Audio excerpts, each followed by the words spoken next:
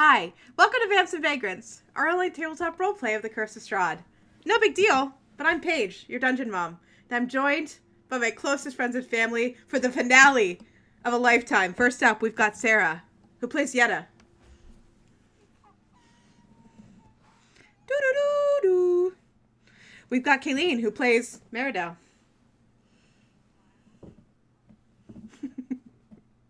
Ominous. Dark and ominous tones. We've got Kelly, who plays Hugo.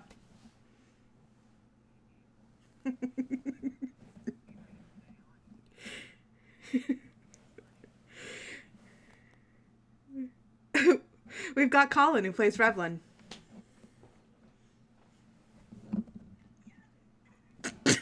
We've got Victoria, who plays Rapture.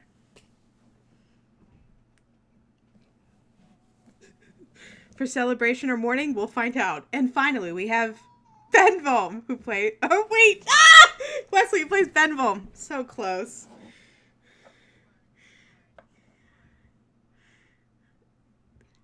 Hey!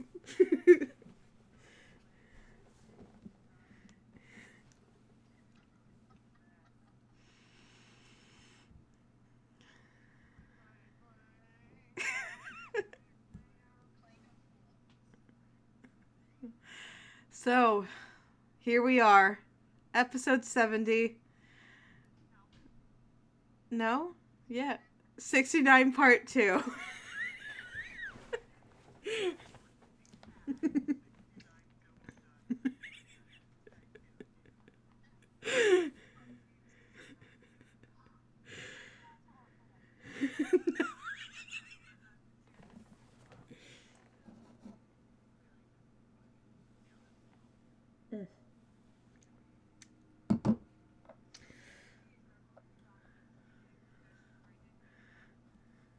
What? We'll see. I think you guys are destined for greatness because the Revengers have descended to their destiny into the tombs of Strahd himself, where they explored the crypts and catacombs of other fallen adventurers who died facing against him. Last session was interesting.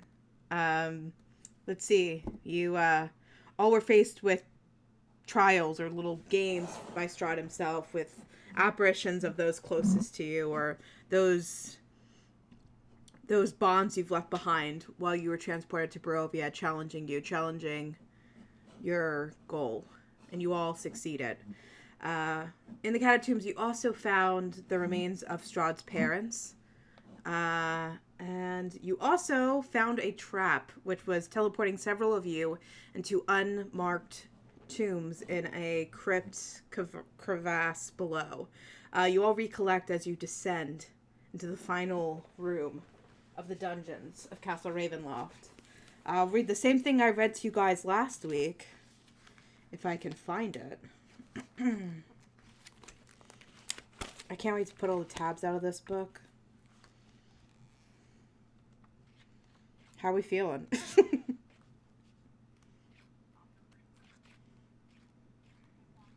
Oh.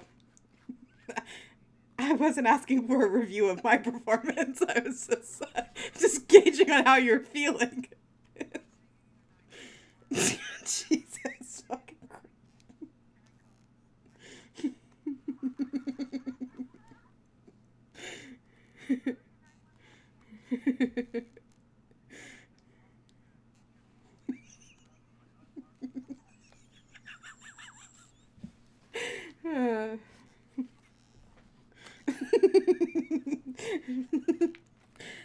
This year's new cereal, Catacombs.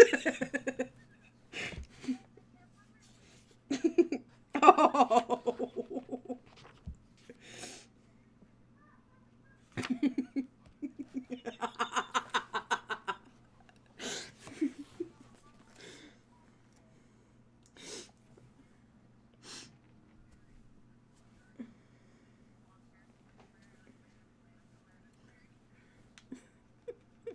I want you all to... Jeez. Oh, jeez. I want you all to know it's been 10 minutes of recording, and I already wish I wasn't wearing this fucking shirt. I'm so hot.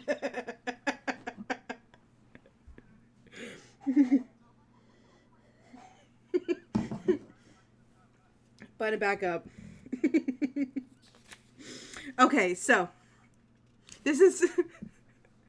I'm gonna laugh so hard if we're literally joking the entire time we're facing Strahd.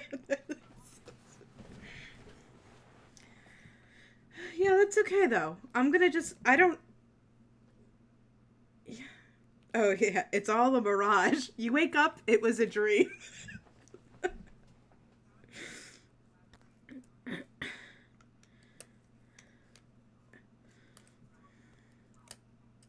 Terrible. So terrible.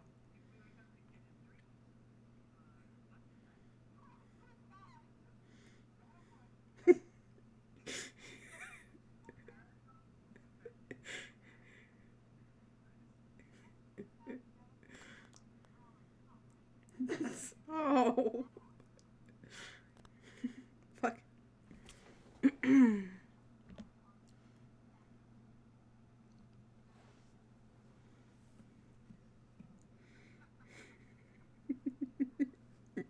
All right, all right. Revengers, I'm going to read the same thing I read to you guys at the end of last session. Black marble steps descend to a dark tomb that has a vaulted ceiling 30 feet overhead. The essence of evil permeates the very air. The smell of freshly turned earth is here. Settled into the dirt on the floor is a shining black coffin of finely waxed wood. The coffin's fittings are of brilliant brass, and the lid is closed. South of the coffin are 3 gloomy alcoves. An iron lever protrudes from the north wall, east of the tomb's entrance. Overhead, swirling black mist fills the room. You can feel the weight of it on you as you descend into the depths of this crypts, and you hear Strahd's voice once more echoing throughout the chambers around you. Dark powers, you've cursed me to this land. Make me the immortal you promised me. I crave more power. His voice echoes off the chambers. What do you do?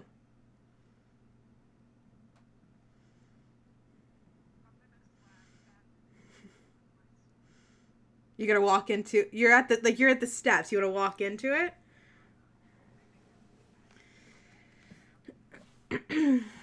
All right, roll to attack.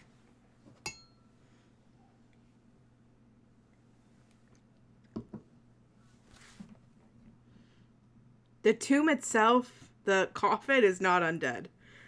But I will say, because I've never given anything to Benvom ever in his life, Benvom, you can sense undead within the coffin. Can't say I never gave you anything. Alright, go ahead. That'll hit. Roll your damage, Meredell.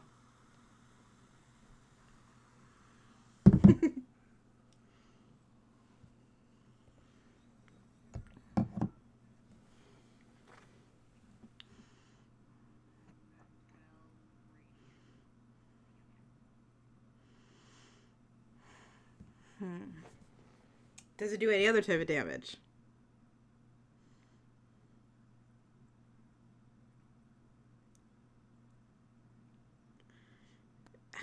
Colin's shaking his head. Okay. Meredell, you come in with the sun sword. It's shooting in light. Its sentience speaks to you again. It knows there's something evil in this room, and it's ready to strike it down. As you slash through the coffin, you can see it chips at the waxed wood, but it doesn't open. The lid is still closed. Roll a perception check.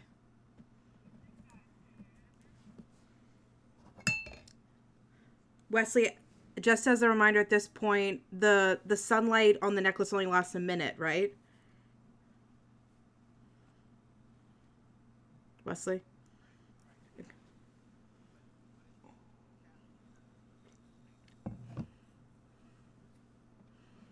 It doesn't stay in the, I mean, it doesn't stay in the necklace, doesn't follow with you.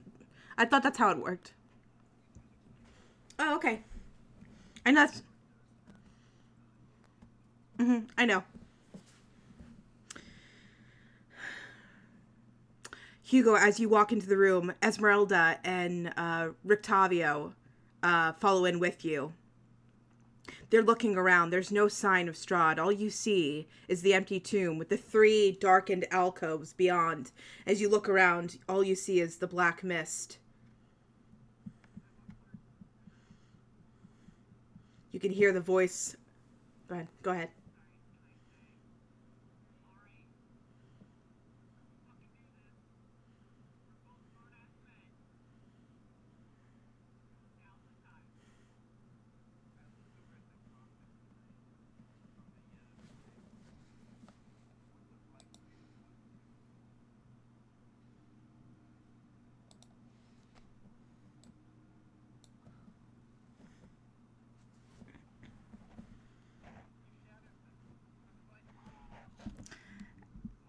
As you're talking, go ahead. Go ahead. Go ahead. You can cast Shatter if you want.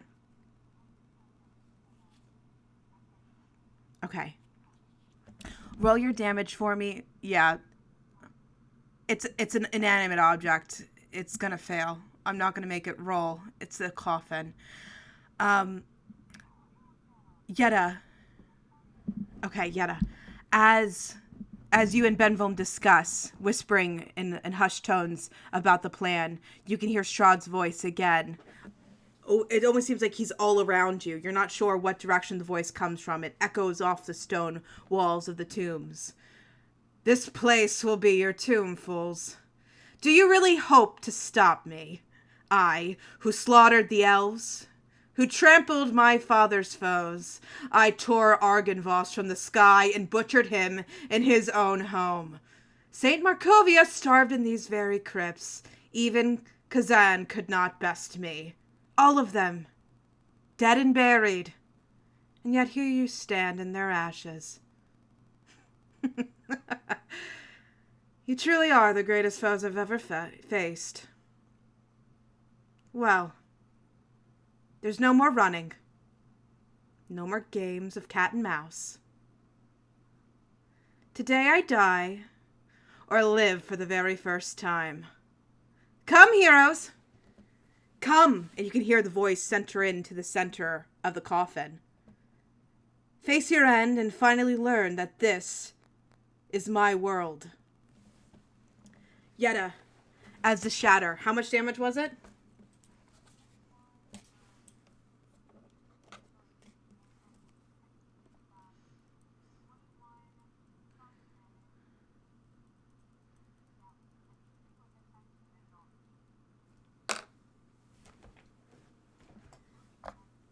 I will have... sorry, give me a second.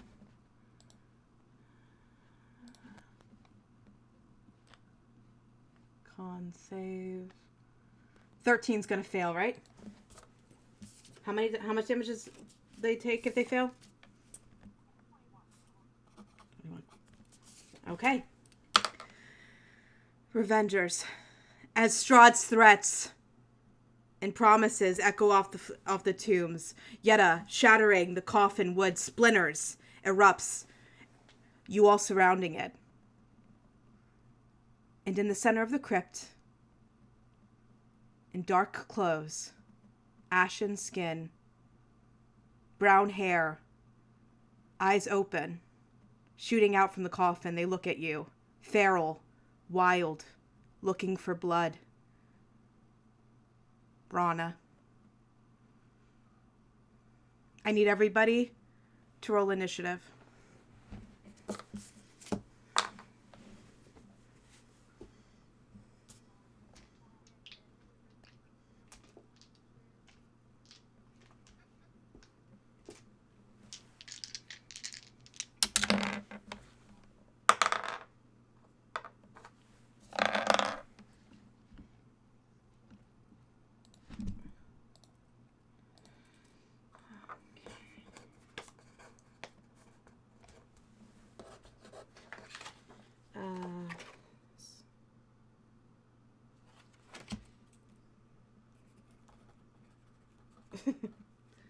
Taking a snooze.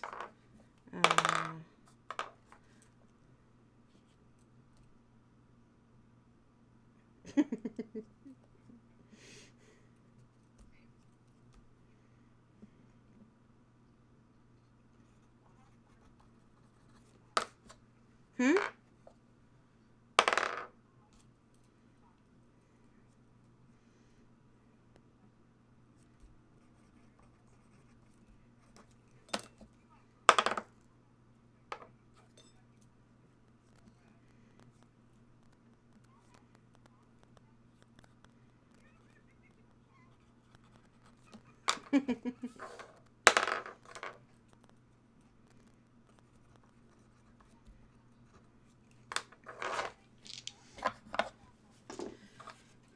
Okay, I'll create something on Roll20 if anybody wants it, but for now I'm going to write it down for myself as well. Initiatives 25 to 20. Okay.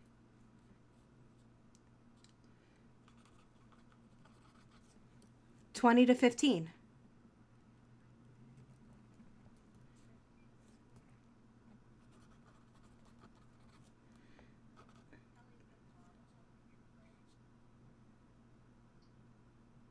Mm.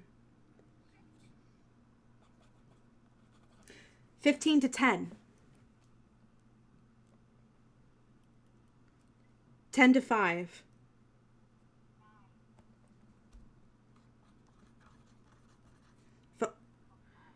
5 to 1. What are your dex modifiers?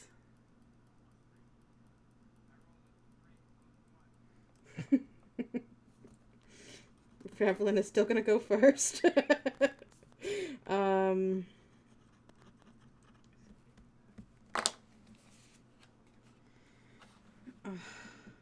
okay.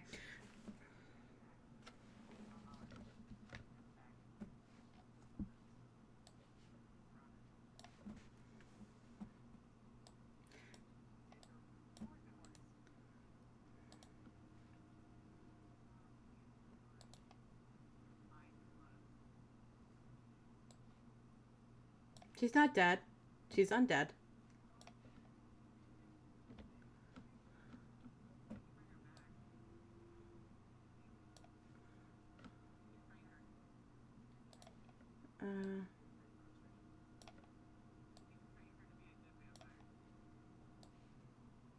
Yeah. We'll talk about that later.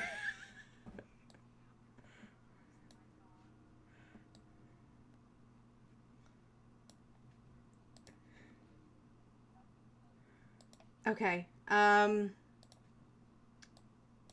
Tell me if you can see. Can you see this map? It's really tiny, I think. Yeah, that's what the spiral. I thought that's where I'd throw you guys, but I thought it was actually easier to just talk through the crypts. So ignore the spiral staircase and work a little bit down, and I kind of threw everybody on there. I would say Yetta. Yeah.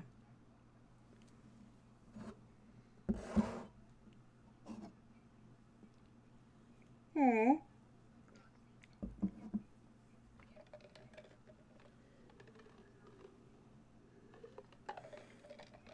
Hmm.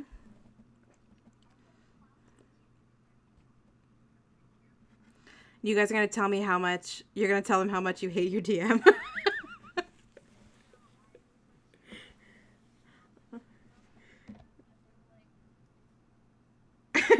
Question.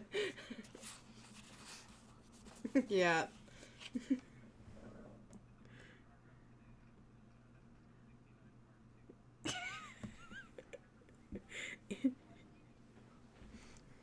The HR rep just pointed to her badge, which listed her role. Okay.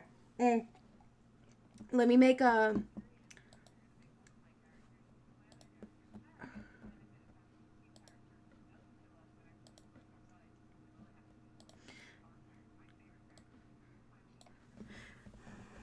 It's funny that you mentioned that. so funny that you mentioned that. Colin, where did you go? Colin ran.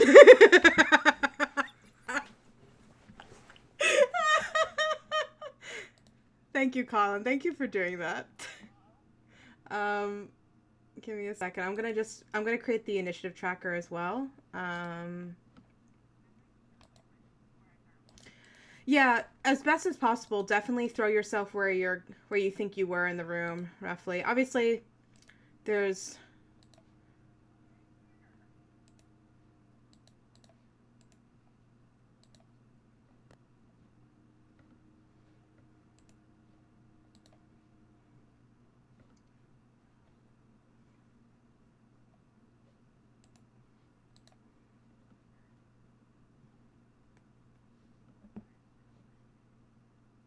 Merida. Hugo. That's what I was looking for. Hugo. I'm getting them there. Yeah, if you want to put your numbers in there, go for it. I'll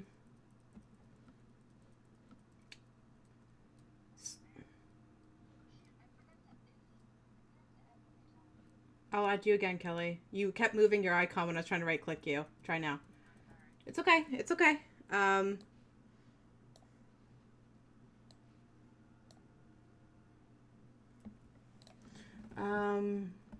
Okay.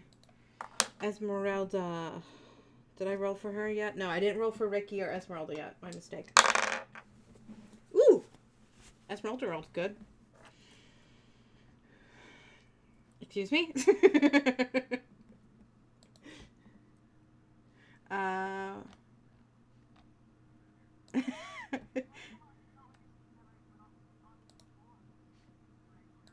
Don't say that because I don't like that then. I don't like that because why is she hanging out with Ricky Ticky so much?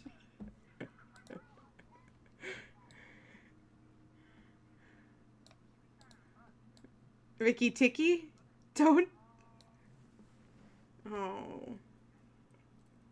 Got it.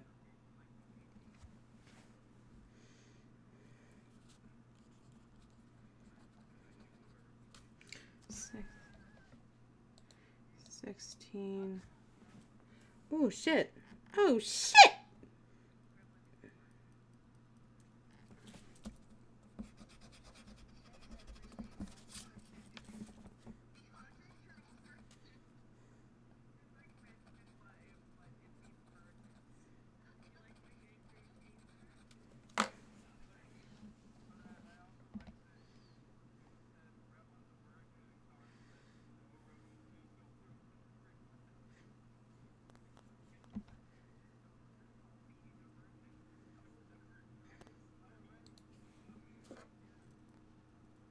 Benvo, what was yours again? I'm sorry.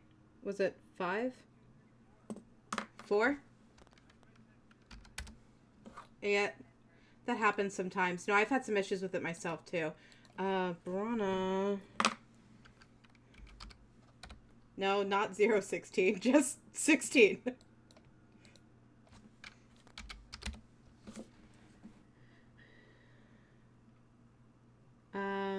Ricky Ticky got a 7, and Esmeralda got a fucking case. All right. So, as of right now, we've got our initiative order as Meridel, then Hugo, then Esmeralda, then Brana, then Rapture, Yetta, Octavio, Revlin, and Benville. Were you diving throughout that, Kayleen? Respect.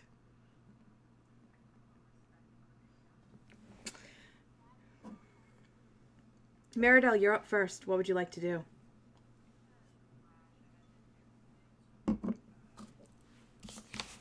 Roll. Okay. Roll to attack.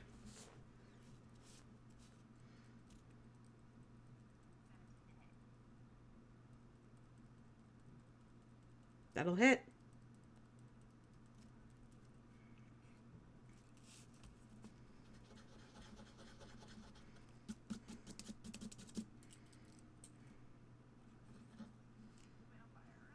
She is. That makes her undead.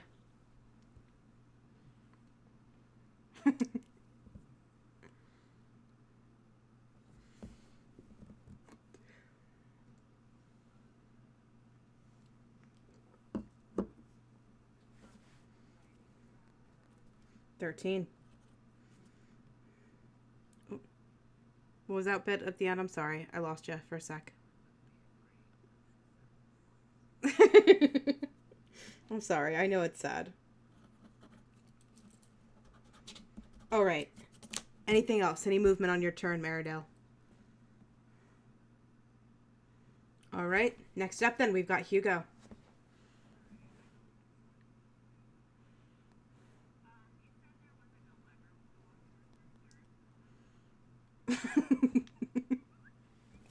God damn it. Should have known. Give me a second. It's opposite of the entranceway, so it'd be right over here. Right. Okay.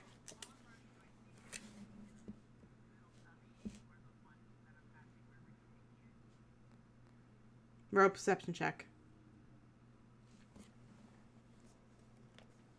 What are you looking for?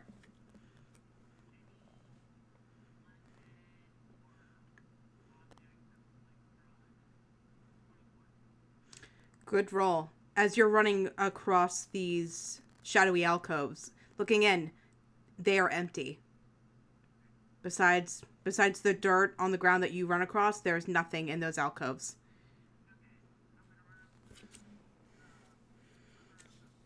Okay. Okay, the lever is set straight so you can lift it up or lift it down. What do you want to do? Suddenly... Hugo, as you run over and you push the lever down, you can see the stairs you descended upon. At the top of them, the base, an iron porticus falls and closes you in to the tombs. I'll allow that. I'll allow it. I would use it as... Yeah, are you trying to do anything else in your turn? Yeah, you raise the lever and you can see it slowly, but the porticus rises at the end of your turn. Yeah, like you could... Like it was when you entered in. There's no porticus, like, on the ground, like you could walk through it. There's nothing obstructing you. Yes.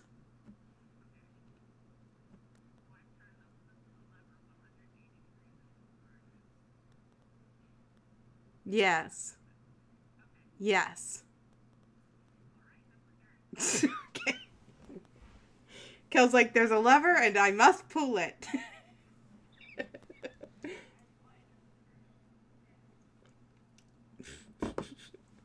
Okay, next up then is going to be Esmeralda's turn. Let me see what she's got left.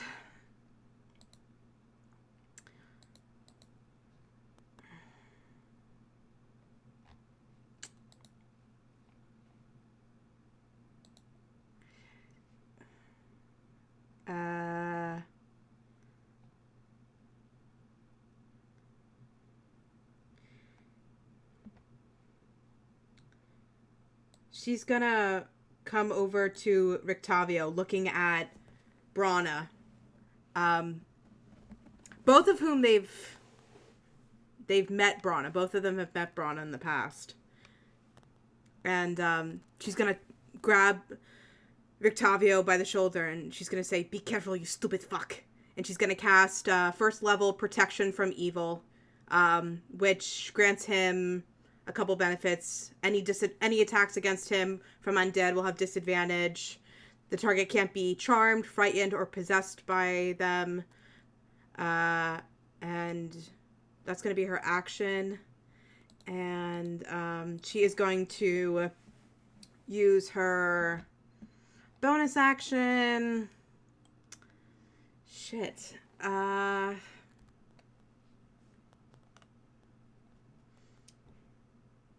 I think she's just going to get ready for whatever's up next. She's not sure what tricks are up Strahd's sleeve, so she's just trying to be prepared And kind of, she's like on the lookout. Next up then is going to be Brana. Now, I'm sorry, one more time. Yep, she is.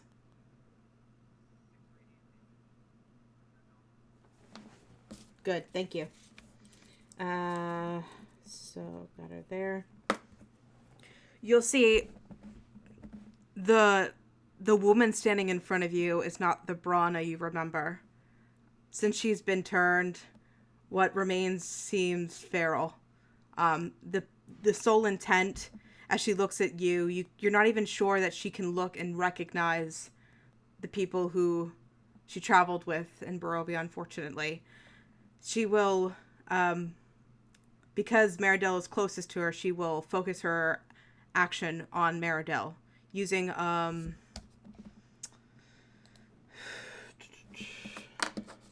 using a multi-attack. She's going to make,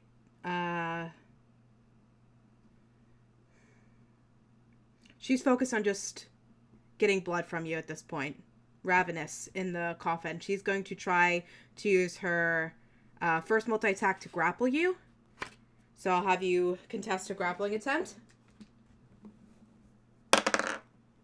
You can choose to roll athletics or acrobatics, whatever you prefer.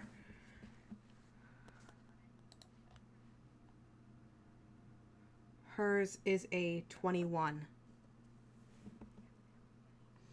So for her bonus, for her first action, she was going to...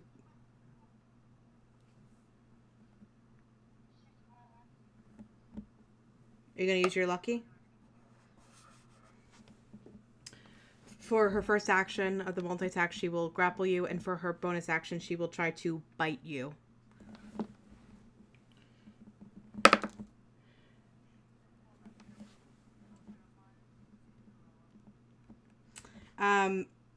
Does a 21 hit?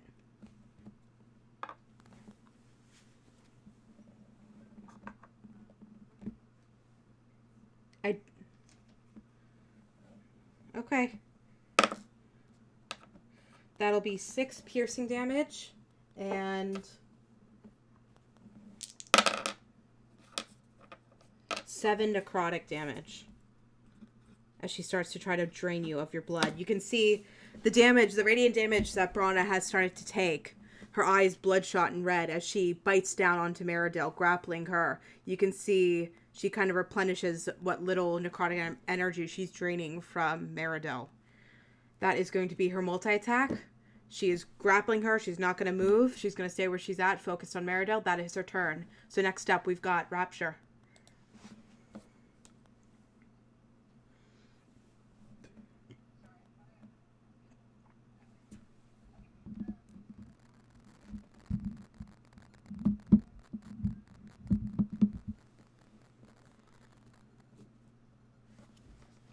On Brana. Okay. Wisdom saving throw. 12.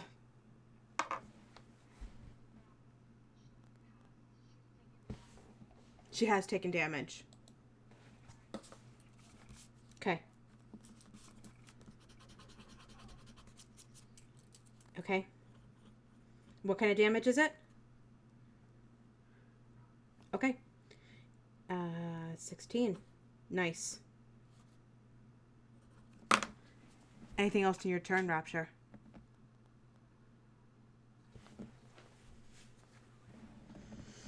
All right. Next up, then, we've got Yetta.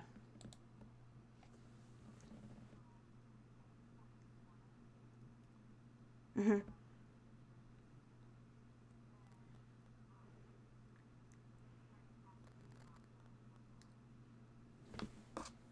Okay. Wisdom. Oof, 7.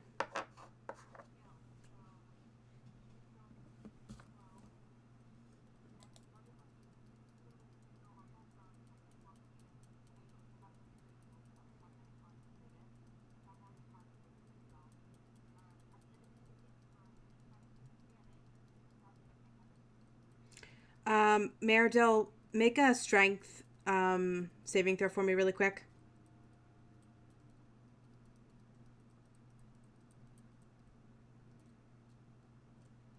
What's your what's your spell? Okay, so as the Tasha's it's hideous laughter, Sarah.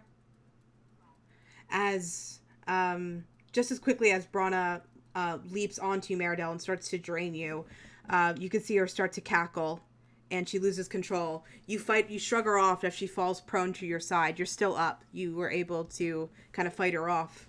I will mark her as prone. And you said at the end of her turn, Sarah, she's able to? If someone attacks her or harms her. Okay. Okay. Anything else in your turn, Yetta?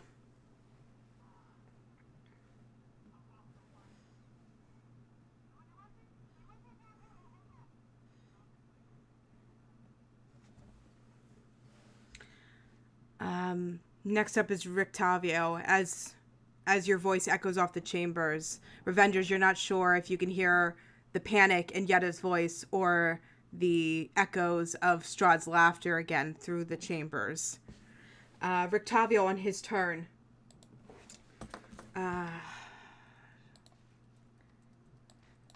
Is gonna look at everybody. Fuck.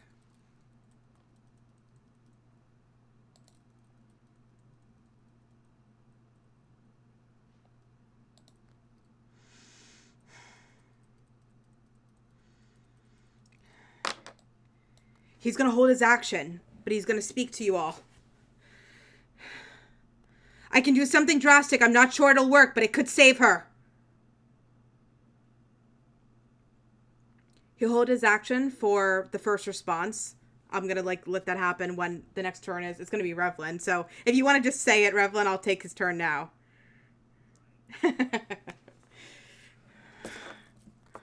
On Rictavio's turn, he's going to use his 5th level spell to cast Greater Restoration on Brana, prone. Gonna roll a couple things. Dude, when you go off book. It's such a good feeling. I highly recommend it.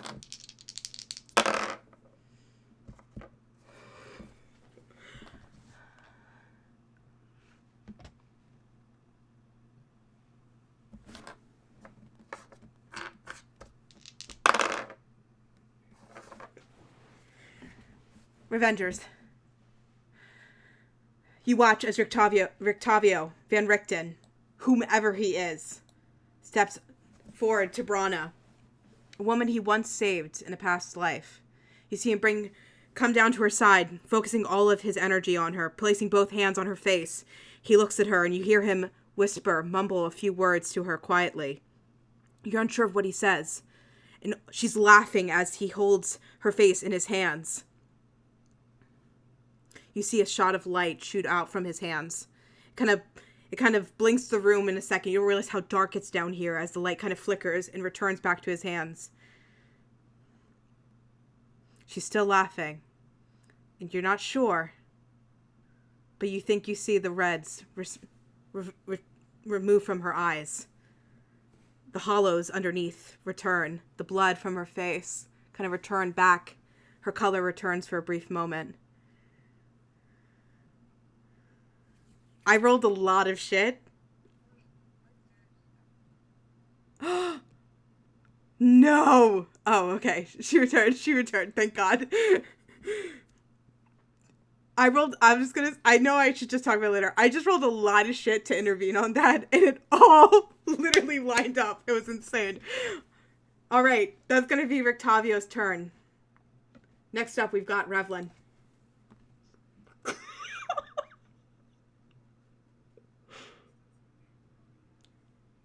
Mm-hmm.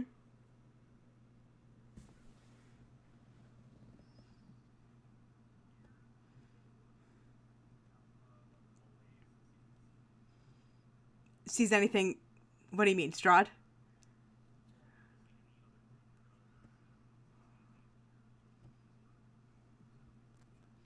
Okay. Roll a perception check.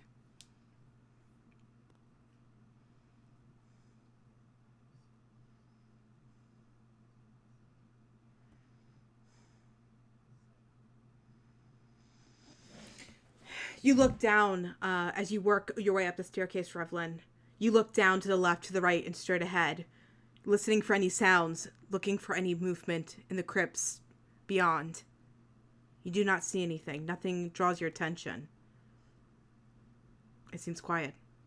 Out there, at least. Coming from the crypts. Got it. Good. Okay. Man, when you go off book, holding actions becomes really interesting. In between Revlin and Benvolm's turn.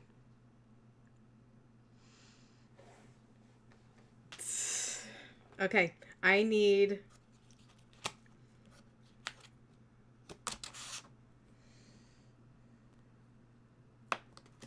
Shit, that's not the one.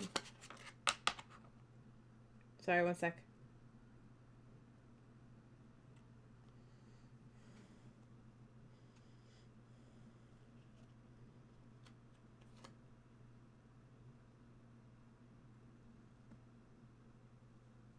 I need... Okay. I need Meridel, Benvolm. I'm going to have Van Richten, Brana, and Rapture roll Constitution saving throws.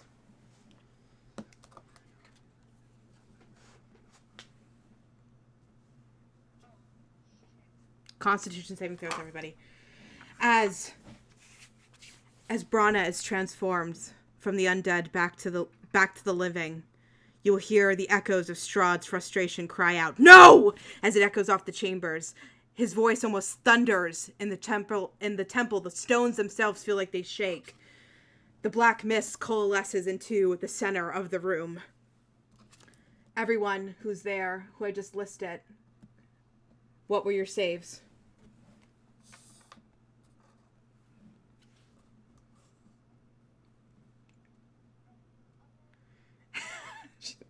The pizza was the true quest all along.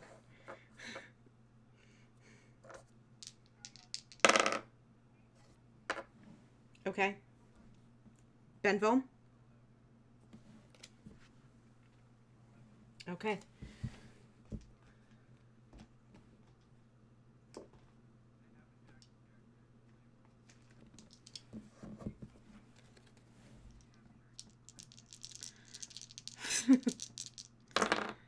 Unfortunately. Oh, that's my favorite reference. Why can we still hear Victoria? Because of her microphone? You can hear us too!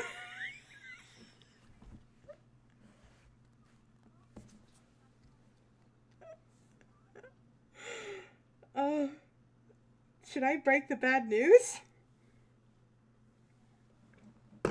No, not rip.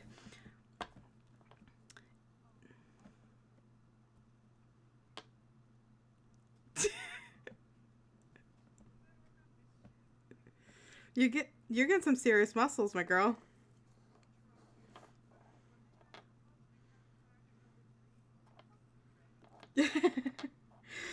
Okay, so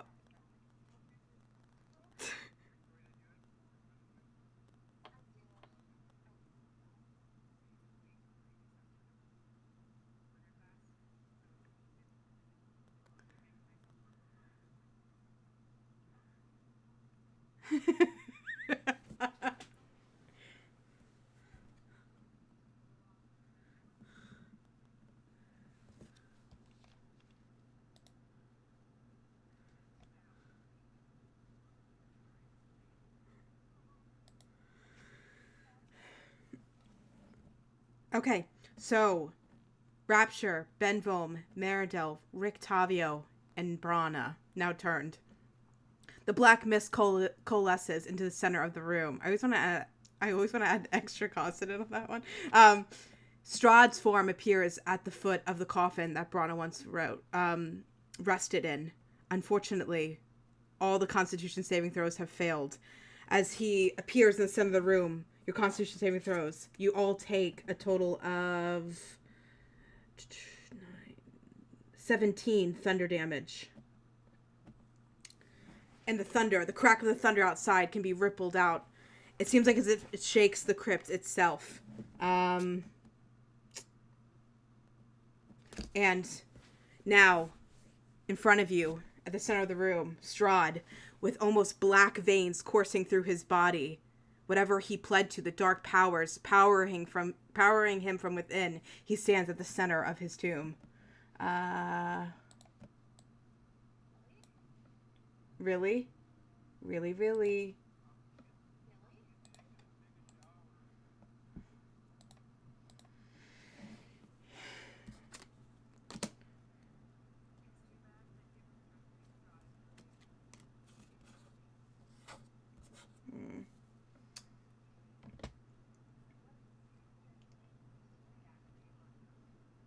All right.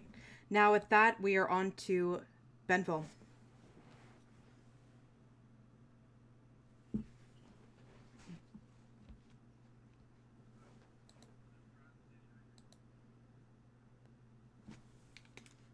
Sorry, I'm getting a little bit of an internet lag spike.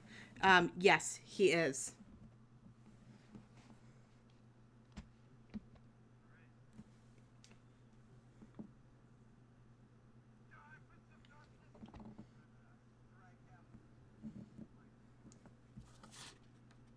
All right.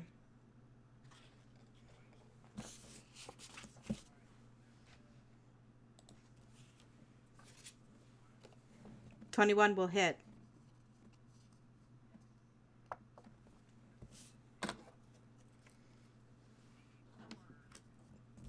$24 will also hit.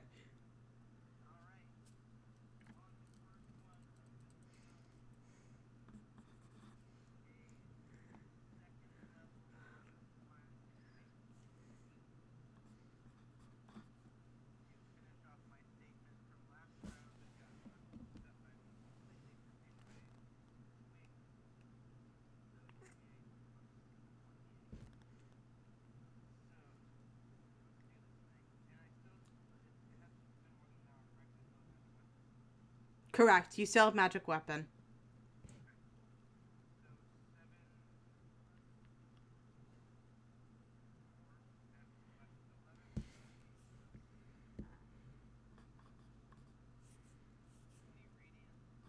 Nice.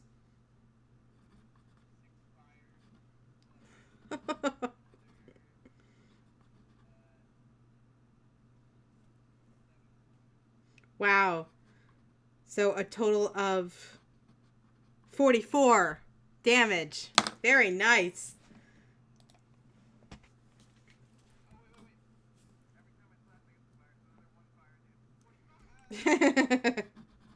Very nice. As Strahd appears before you, the thunder damage shaking you to your core, Benville. You ready your blade and you strike out at him twice. It seems that whatever crystal beating heart was protecting him before is not protecting him now. And you can see the slashes strike true as you attack him. Anything else in your turn? On a shield bash? Oh boy. Okay.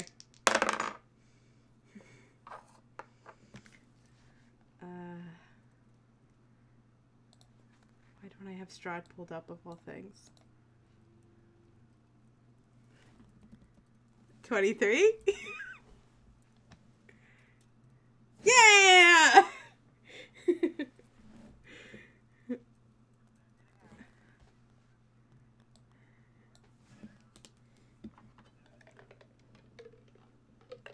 Any movement on your turn, sir?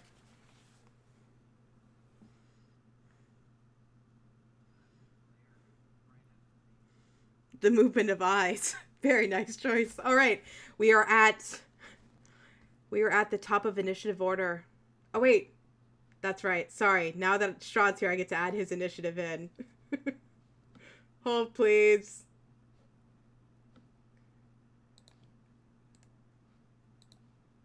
Is she rocking out? What's happening?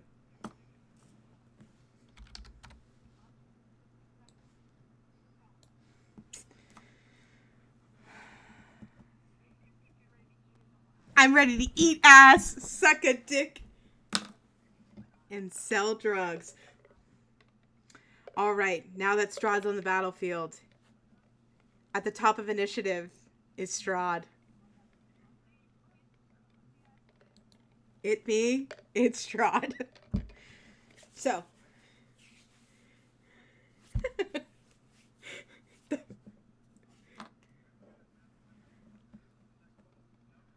Little too late. Too little too late, man.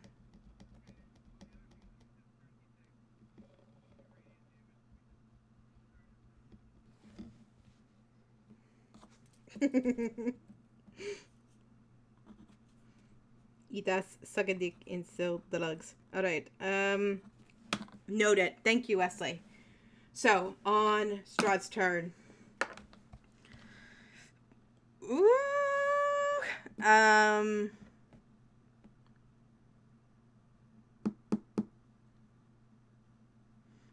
Colin unmutes his mic to yell counters. I heard him unmute.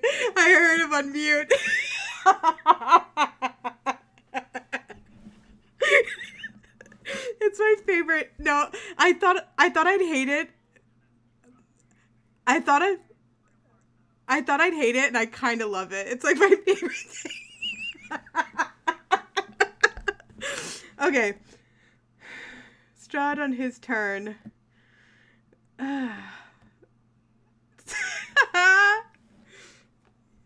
You know what? No, he's not playing games. He's got this motherfucker right in front of him who just slashed the fuck out of him. He's gonna draw his sword, the militia man he is, and fight you, Benvolm.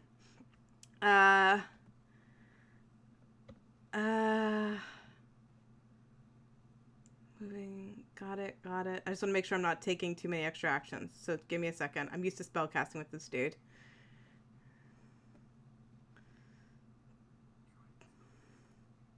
Ouch.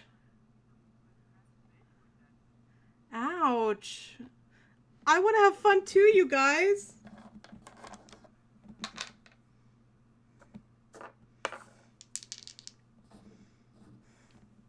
Okay, he's going to make 2 strikes against you, Benfolm.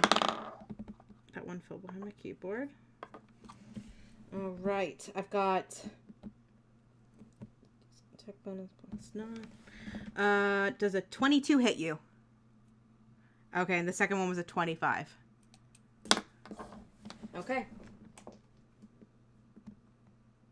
Yeah, I will do it. I can and I will, and I did.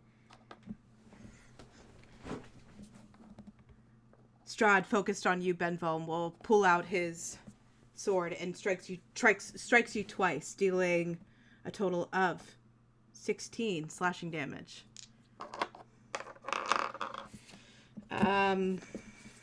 His eyes glare at you back. I thought I had something quippy to say, but I don't. I'm sorry. I'm trying to be better at it, but I'm just...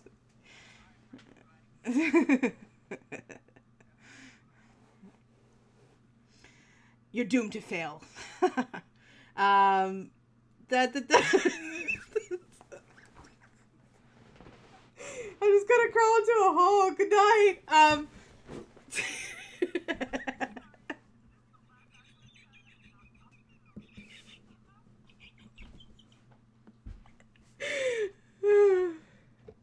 No, this will never see the internet ever. All right. That's his action.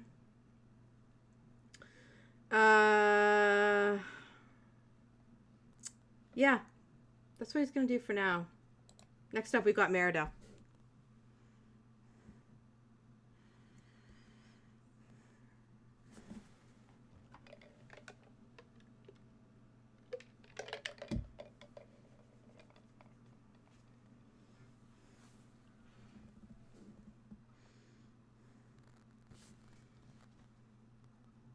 Yeah, roll to attack.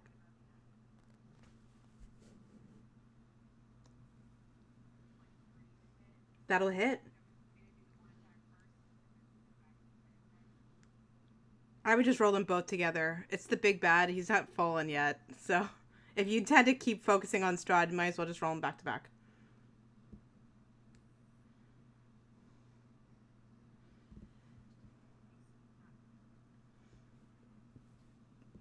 Wait, 17?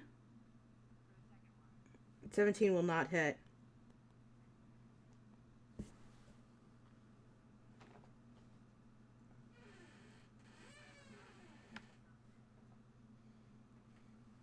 No, sir. Kiss them. Kiss them. Lewis, why do you... No, Lewis. No. Damn it. Sorry.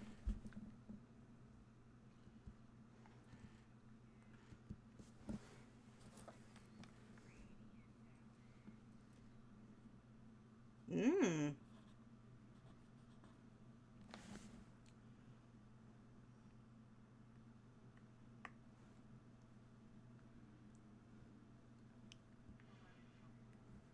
Nice. Okay. Very nice. Okay. Very good. You guys are definitely putting some solid damage into Strahd. He seems to be taking it.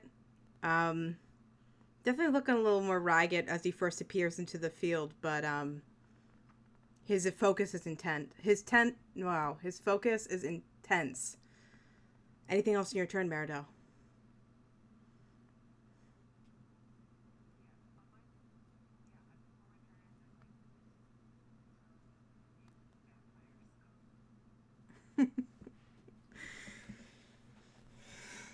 Yeah, you can call him scum.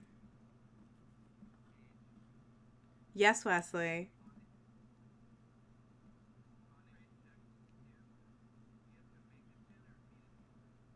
I'm sorry?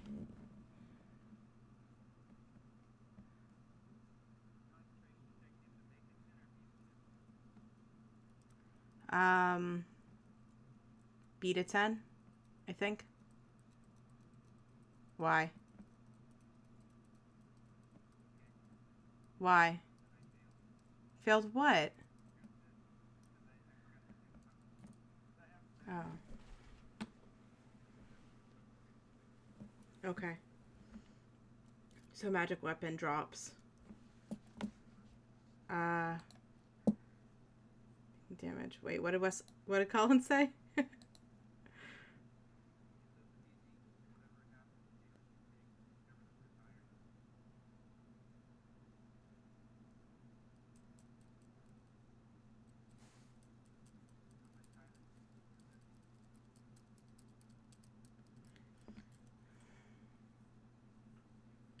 It goes to the attacker typically.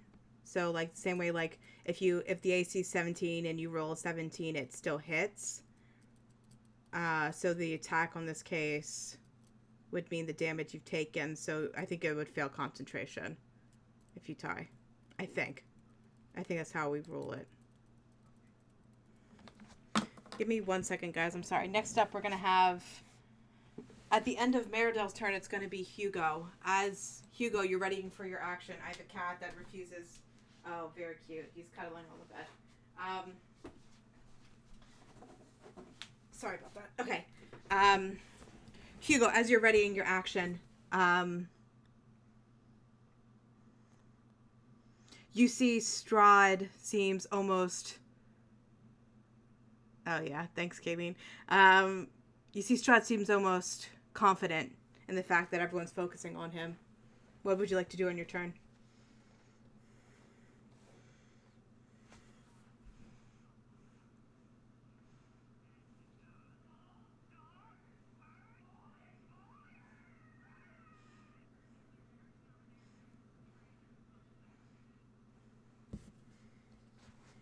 Okay.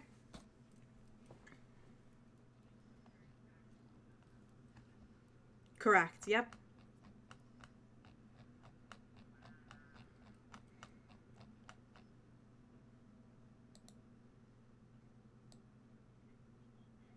No, it will not.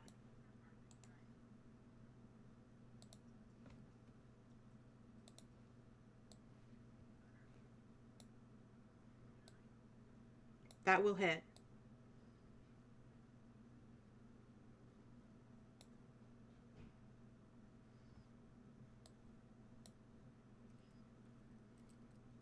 Okay. What kind of damage? Magical what damage? Okay. Thank you. You rolled the... I'm sorry, what kind of oil? Did you call it dick oil?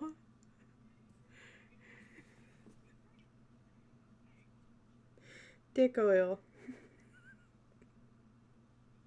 Dick oil. Jesus.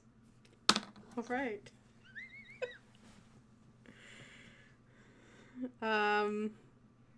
Okay.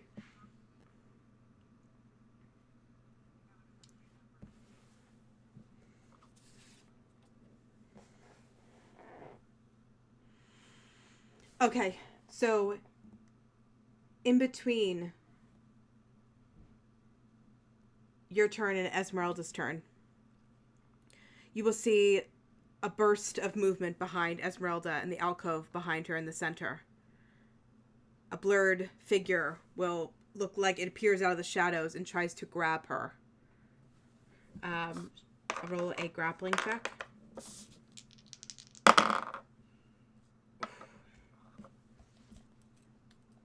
And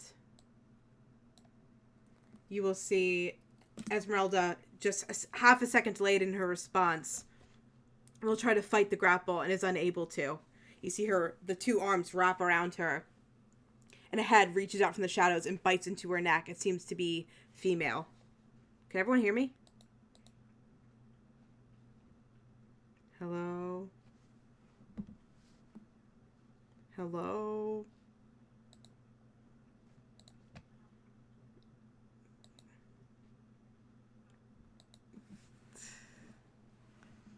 Hello?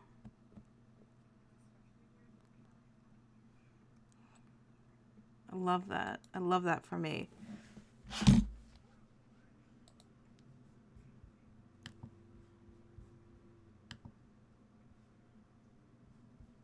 Hello?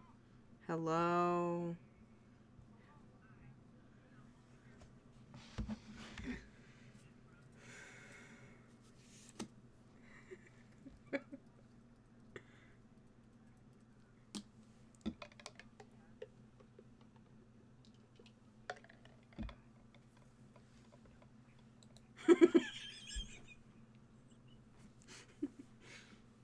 Okay. Sorry about that. Oh, I need to mute myself. Okay, so what I was saying before I went all robotic. Oh, can somebody say something? Thank you, because my camera was on and it was gonna ruin everything. You see my face and then my face in the background. God, that's a garbage image. I just look at myself and try to kiss it. Okay. In between Hugo and Esmeralda's turn, you will see a flash of movement behind Esmeralda and the shadowy alcoves behind her. The ground seems to burst open, dirt spraying everywhere. What I was saying while I went completely dark on the internet was I rolled a grappling check on the turn in between Hugo and Esmeralda. Esmeralda failed, and you will see two hands wrap around her and try to pull her into the shadows. And as that's happening, you'll see a face emerge from the shadows and reach down into her neck and try to bite down. And the face seems to be female. It's going to be... I think that's going to hit.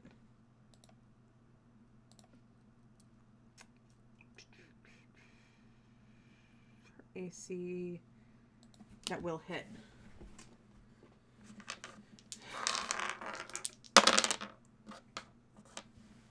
Ten necrotic damage. As one of the vampire brides, reappearing from the ground underneath of the tomb of Strahd, bursts out and begins to try to drain Esmeralda of her blood. She was pushed back into the alcove slightly, so I will move her for a second. And, nope. And Looks a little something like that. Next up is Esmeralda's turn. So she is going to try to use her action to break the grapple.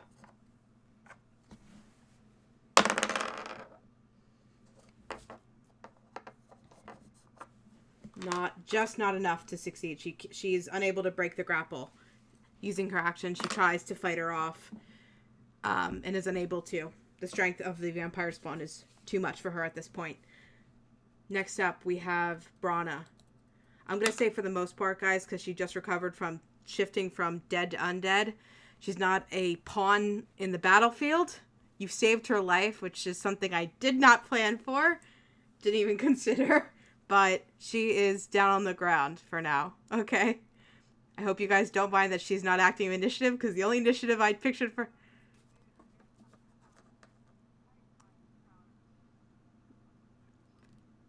Do you remember what I told you, Kayleen?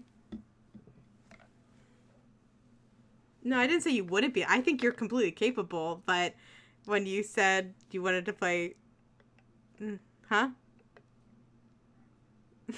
You can't. Well, welcome to the conundrum. No, it's just when you give up a character, you give up some of their agency, and that's what we're dealing with right now.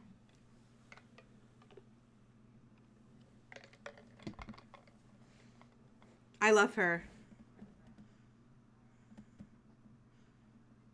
I don't intend for it ever to happen again. With all love and respect. So, for Brana's turn, she's recovering on the ground after the very shocking transition from alive to undead back to alive. We'll pick it up at Rapture's turn.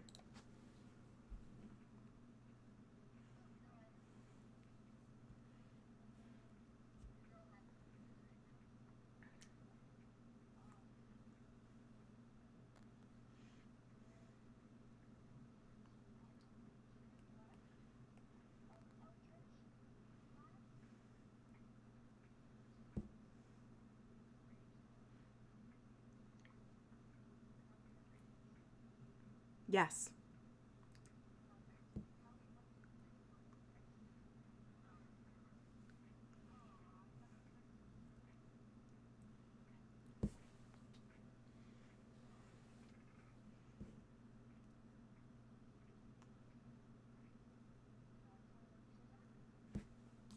That will hit.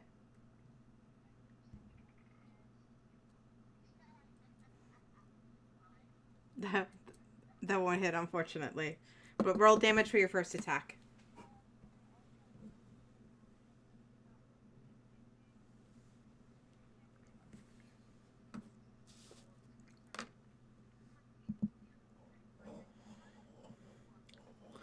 He's... Alright.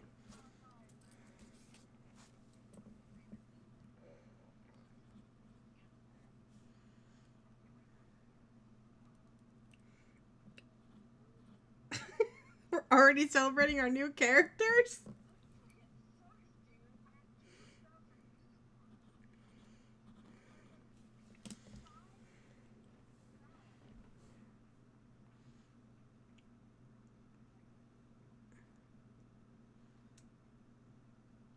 Any movement on your turn, Rapture? Yeah. Next up, then, we've got Yetta. You can hear Strahd's voice calling out, mocking, even as you all surround him, focusing your attacks on him. Are you willing to make a choice tonight? Seems like you have to.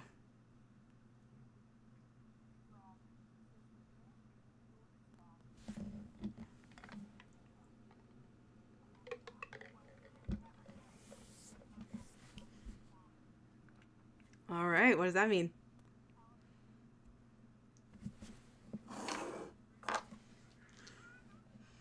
What happened? Aw. Intelligence saving, you say? Okay. 25.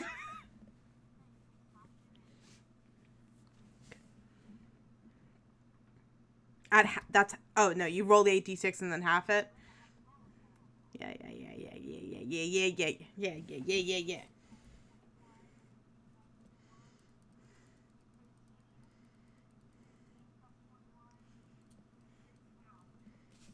Nice. 18.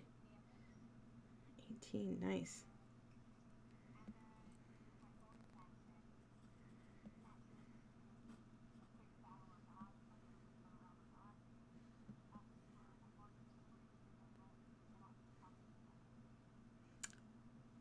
Oh.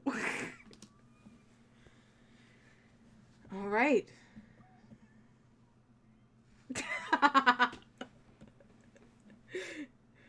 All right. Next up then.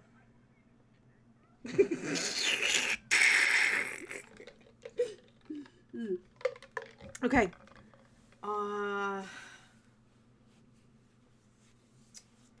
Before Rictavio takes a turn, Strahd's going to use a legendary action.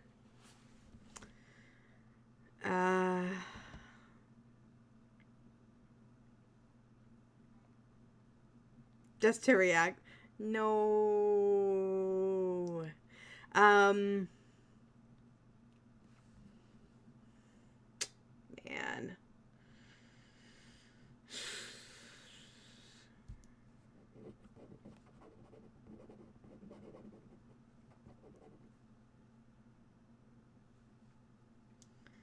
He's going to turn his attentions on the woman sitting prone behind him. Use his legendary action to strike at Brana on the ground. Now back to life.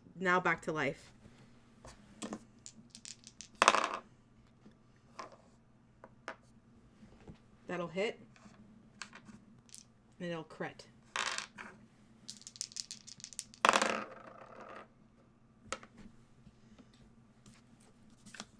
Does 11 slashing damage.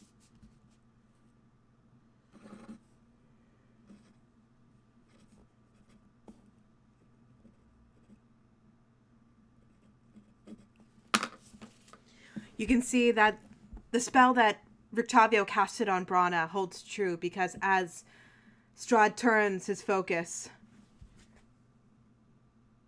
wielding his blade and striking down on Brana, you can see she begins to bleed. That is his legendary action, so now it is Rictavio's turn. Rictavio, now seeing that Brana is alive, he will refocus to Strahd, his mortal enemy.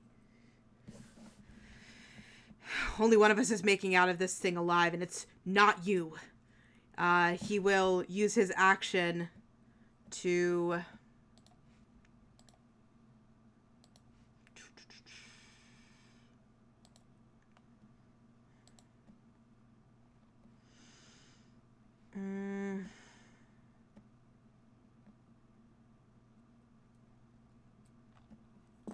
He's going to draw his wooden cane and pull it out with there's a short sword in there, and he will strike at Strahd, sword v sword, twice. Yes. Because he is an undead slayer, similar to the sun sword, he's going to get additional damage if he hits. Damn it, both attacks will miss with only 8 on both of them. Yeah, shit. That's going to be his turn. And it's going to be Revlin. But before we get to Revlin, I think Strahd would take another legendary action. Using his second legendary action for the round. Strahd is going to...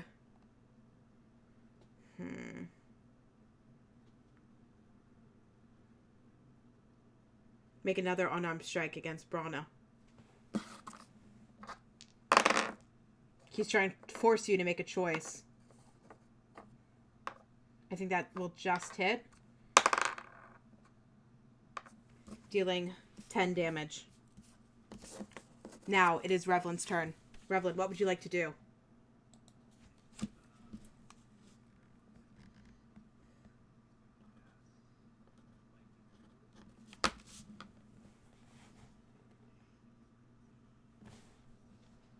Okay.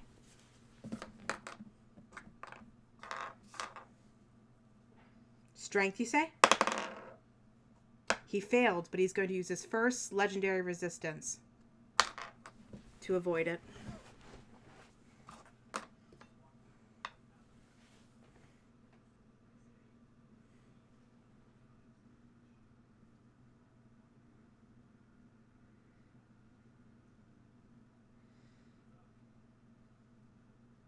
He won't attack you.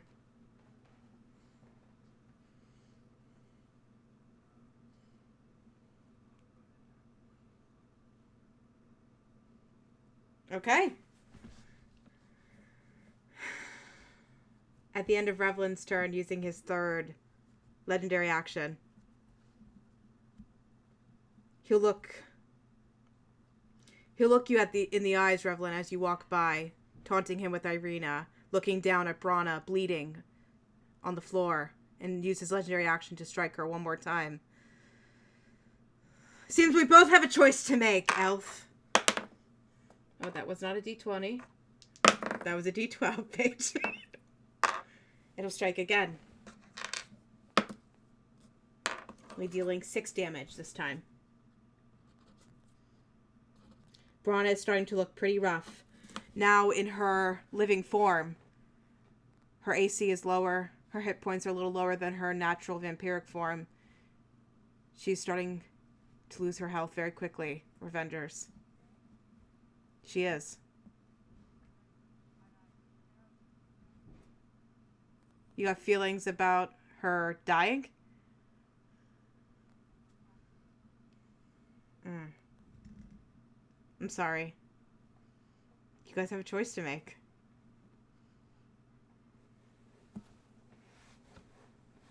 Alrighty. Next up then, we've got Benville.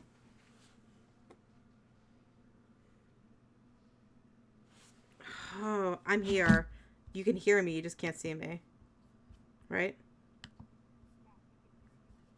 I'm rejoining. Sorry.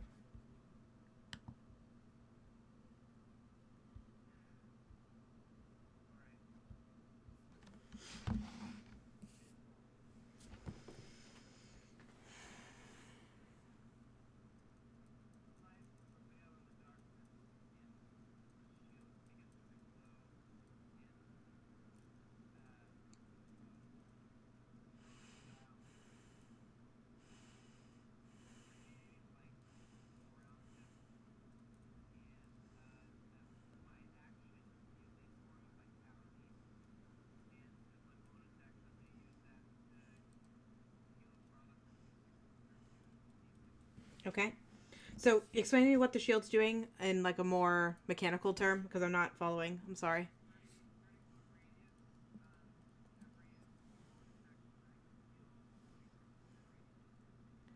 So it's activating a feature that you can reuse every turn for you. Perfect. Okay, I understand now. Thank you. Nice. You see some of the sword slashes in Brana begin to heal over as you... Do you need to be in touch with her, or does it matter? Nice. Perfect. Thank you. As the wounds begin to close up, she recovers some health. Anything else in your turn, Benville?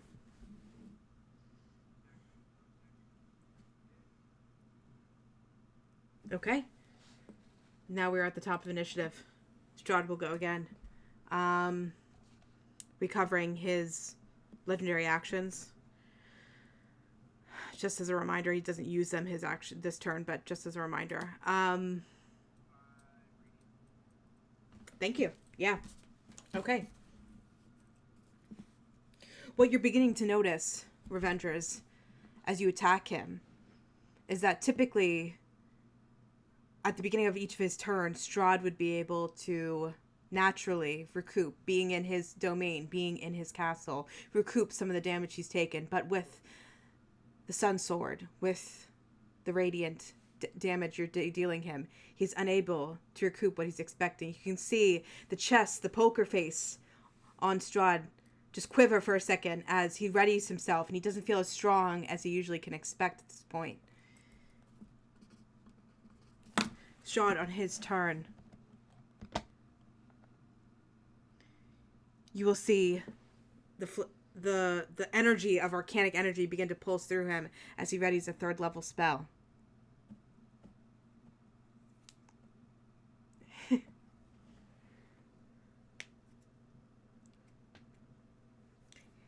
Okay, he will use his reaction to counterspell.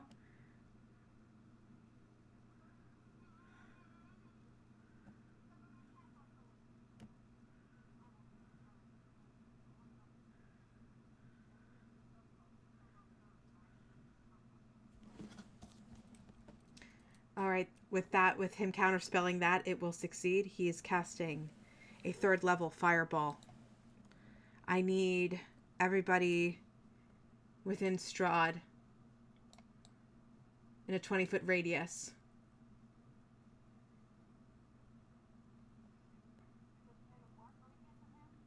Foot radius. No, not you. You're. Oh, sorry. I thought I saw 25. My mistake. So I need everybody to make dexterity saving throw.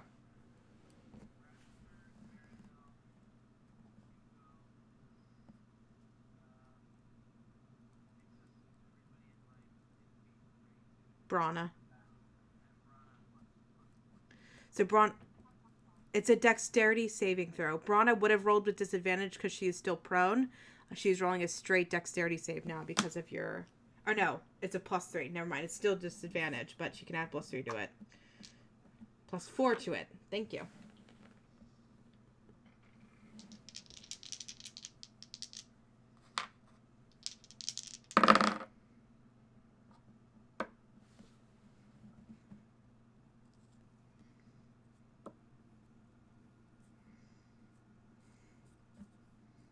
What did everybody get?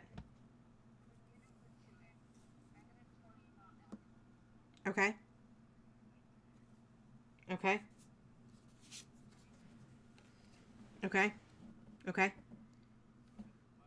Okay. Okay. Is that everybody? Everybody below 20 has failed. So, that includes Esmeralda and Rictavio. Brana did succeed. I don't know how. She rolled a freaking nat 20, but she fucking did. And it is gonna... She's like, what up? It me. I'm still who I am. It me still.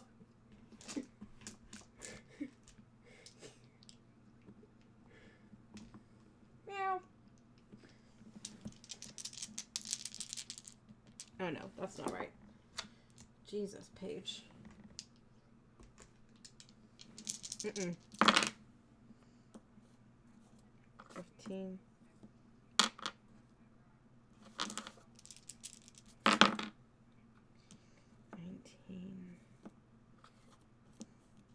24.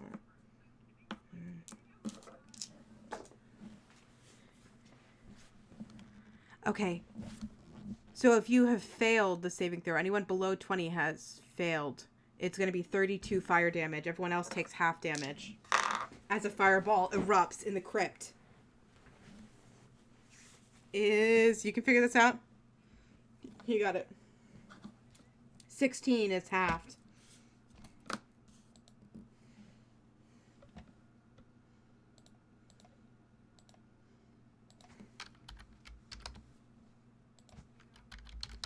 Not anymore. It's me time.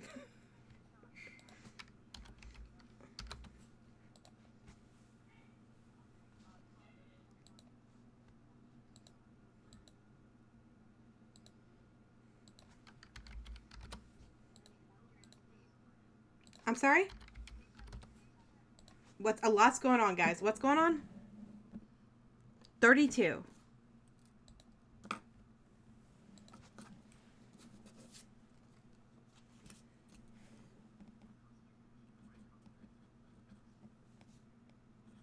Okay.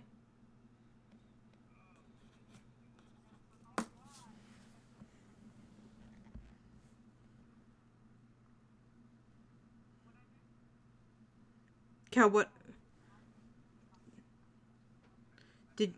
Kelly, did you take damage?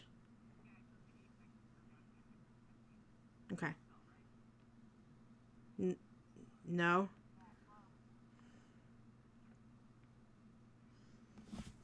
She did. Um.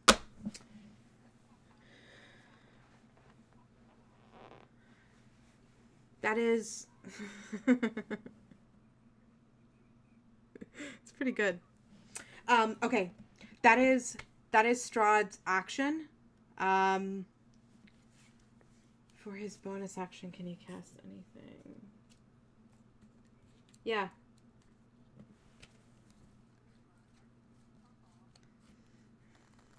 You came into his home on the night of his wedding and fucked his life up.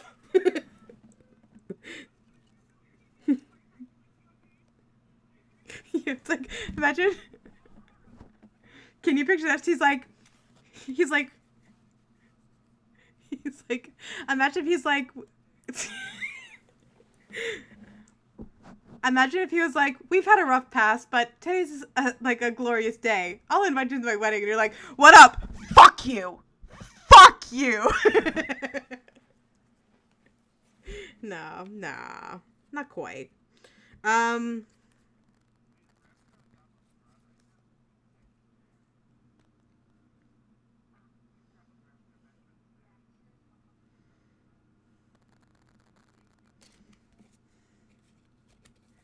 a, um,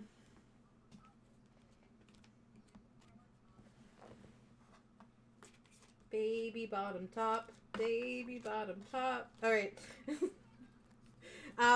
That's his action. I don't think he'd take a bonus action. I don't know if he can. I'm confused by his actions, if I'm being real.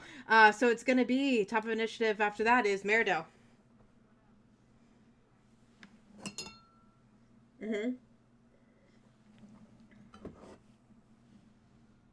You should be a werewolf. You should do that now.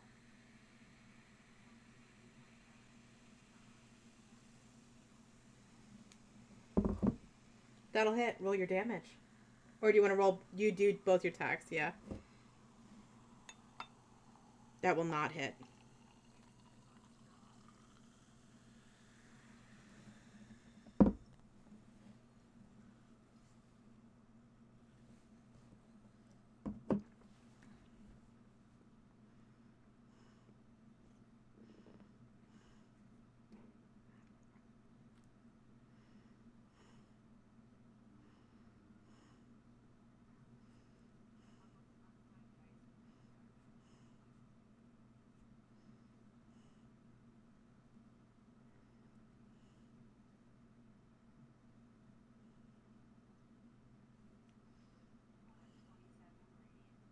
Holy fucking shit. Very nice. How much was it? Nice. Damn. This is when Paige says he's starting to look rough. Oh no. Could it happen? Could it happen? Anything else in your turn, Meridell? Oh, that's not very nice. He's not wearing shoes, and now you just spit on his bare foot, and that's weird. And now he thinks you have a foot fetish.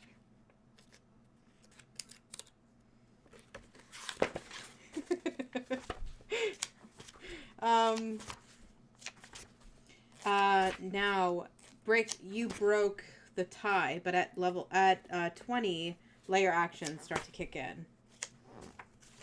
If Paige could only just frickin' pull up the damn dude. 20 initiative. But somebody always breaks the tie, like, so you had 20 as well, but you get to go first.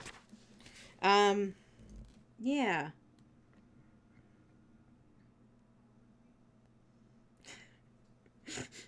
That'd be really fucked. Hmm.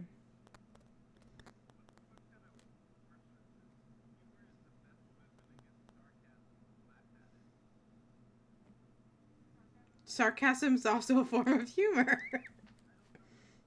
Fight. Hey, Here's your fortune. Fight humor with humor. Laugh at it. Laugh at your humor. Mm.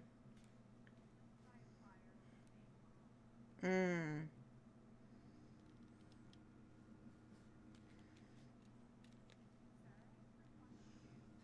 She needs to. She needs to.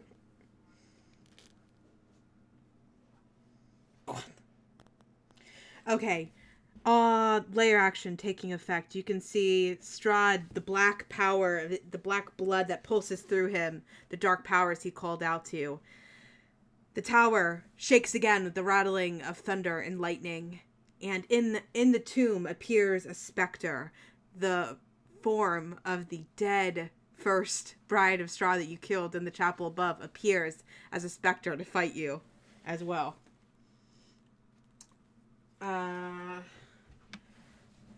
I will make her look like, whenever you guys type, I just worry that you're like, fuck you, Paige.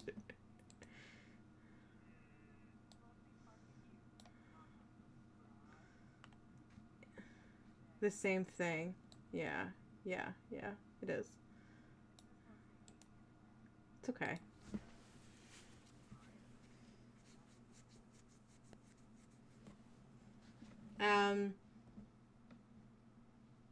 That's this lady here is a specter. I don't know what kind of icon you want me to show that she's a specter, but the red one's a specter. Common sense. Does that look pretty ghosty? Sure. That's a specter. Let me just check something.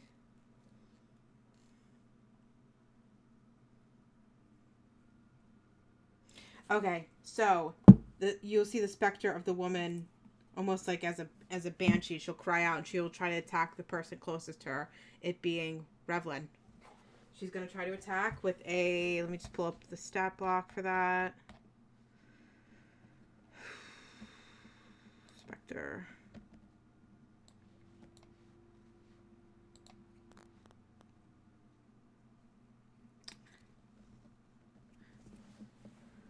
I need you to make. Wait. I need to make a Constitution saving throw, Colin.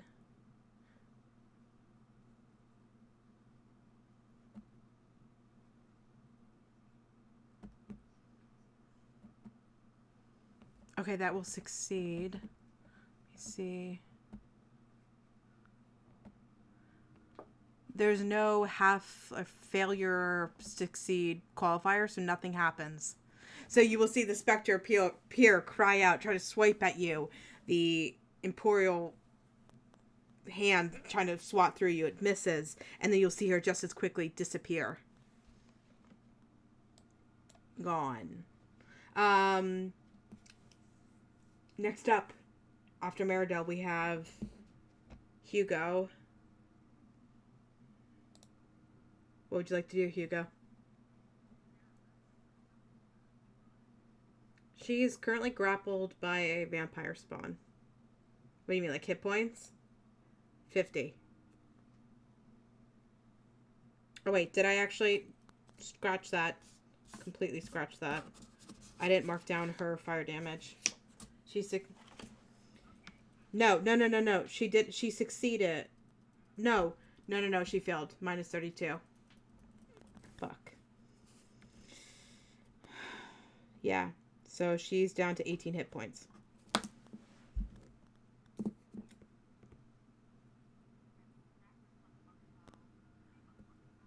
Okay.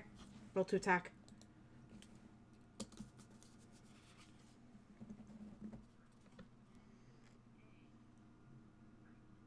That will hit. That'll hit.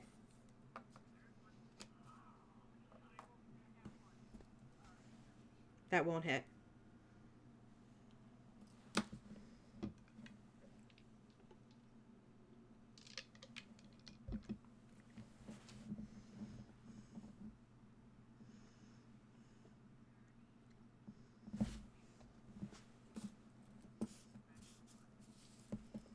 Give me a second. Yeah, she still is grappled. Um,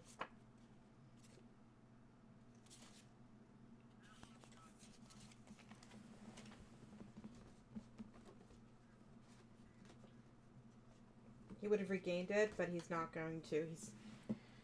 He's not going to use his opportunity attack on you. Um,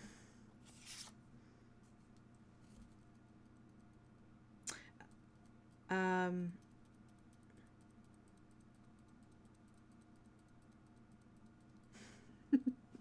um, I'm sorry, Kel, what was that? What damage? How much damage did you deal? Got it. Give me a sec. I gotta check something really quick.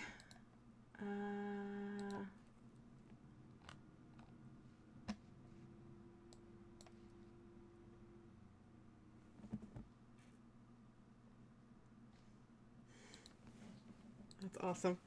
Okay. Kelly, as you run over to Esmeralda, grappled, pinned up against this vampire bride as she drains her blood, you strike out with Helga against her. How do you want to do this?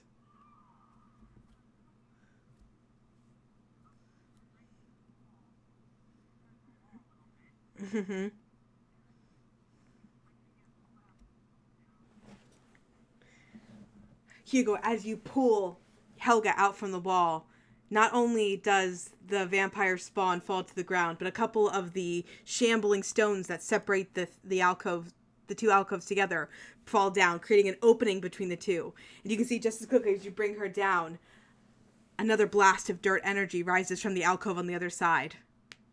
You're aware of it. You see through the cracks you created in the wall, another vampire spawn.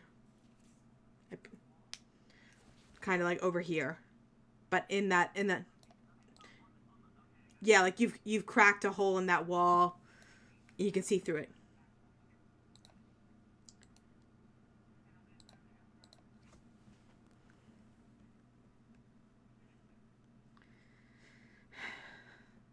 Thanks, I will. Shit.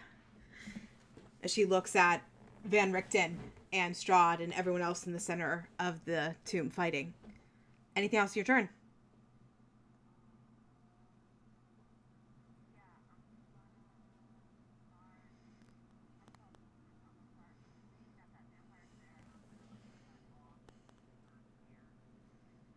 Okay.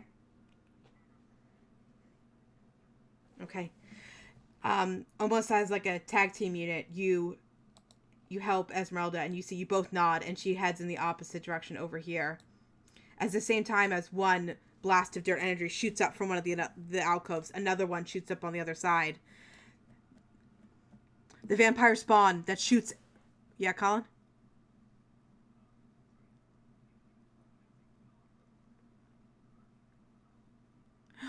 Oh.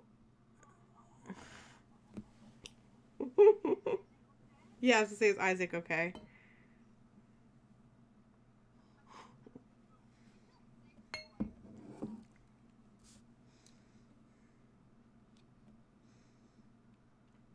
Oh.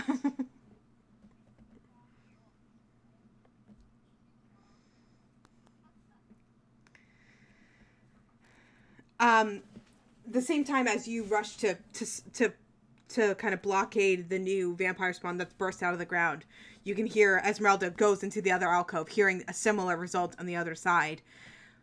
Just for storytelling purposes, you can see as she runs across, she readies herself to attack, and she can see not only does the vampire spawn burst out of the ground, but wraps in her arms the second vampire bride that had escaped the church. Badly wounded, you can see is holding Peepers as he spits out dirt as he pushes himself out from the depths beneath as well.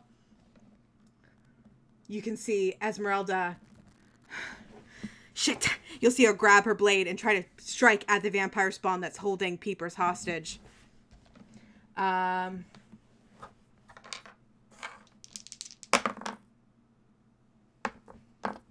will hit. The idiot in question. That is going to be her... Sarah, can you do me a favor? Does your evil eye in your curse count as an action? Yeah, I have that as well. And the curse is the same as well?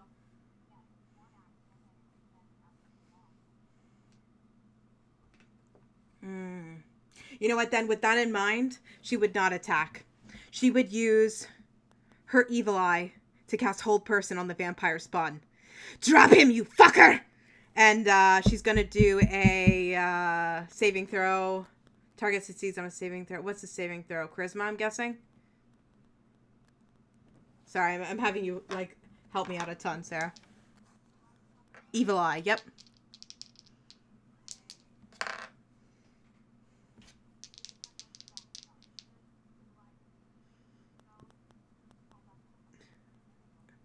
Okay. I got it. It's charisma. I know Hold Person is charisma. Or is it a wisdom? Fuck. I do need to look it up for me.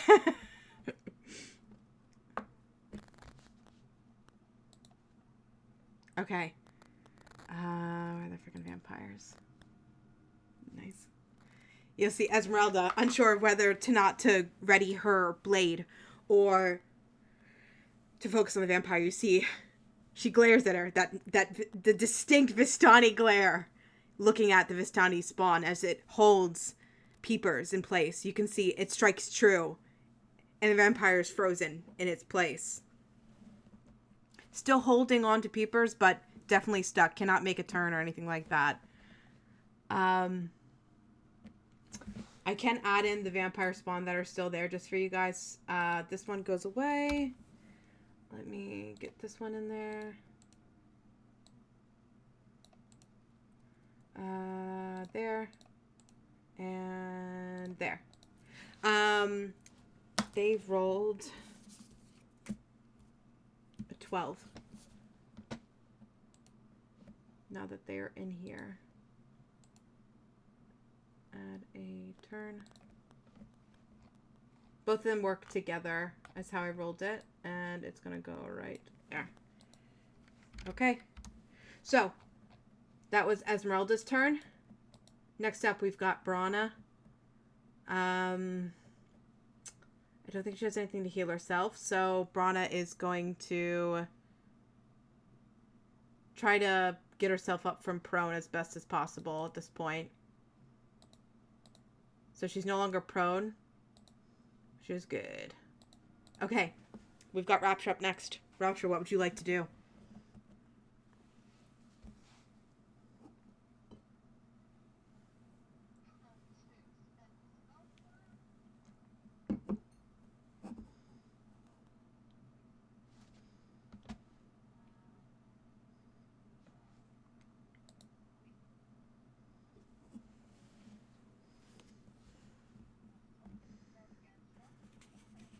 Mm-hmm.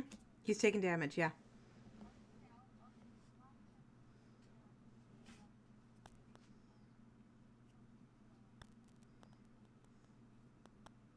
Oh, got it. Okay. Wisdom save. This is wisdom. 16 is really low. It goes to the attacker. So it goes to you. Yeah.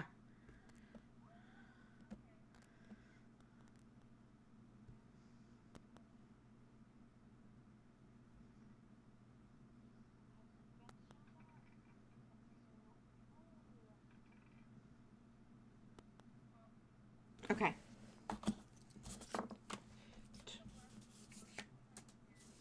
Oh, you were like, I'm about to run house on this bitch.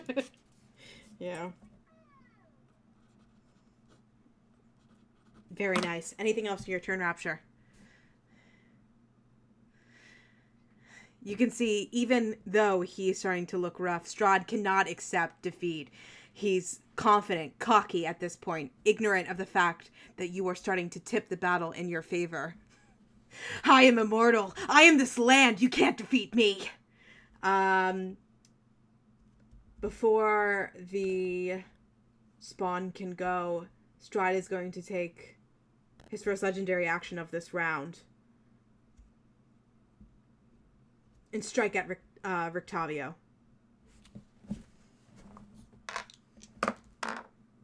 It's a nat 20. Fucking Christ. Do you know how... Never mind, I won't say it. 12 slashing damage to Rictavio. Rictavio is at...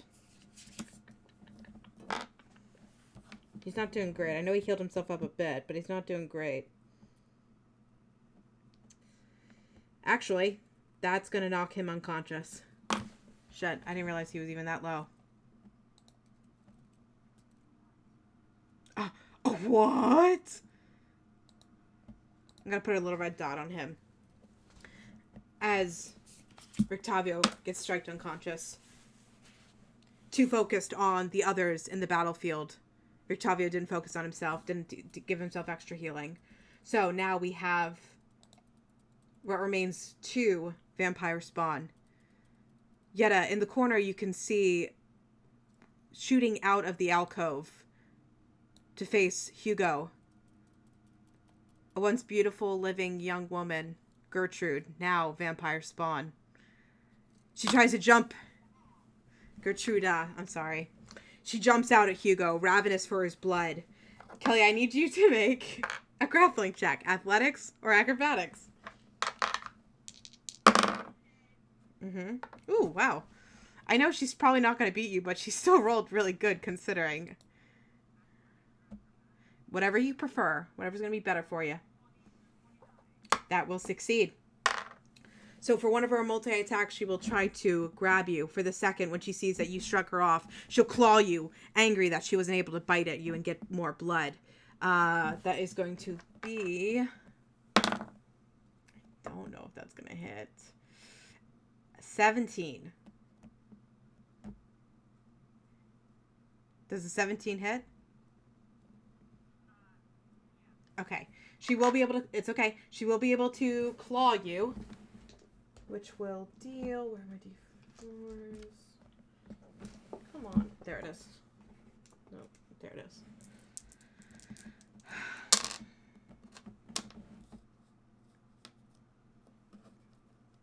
Dealing a total of 8 slashing damage, half 4 damage to you. The other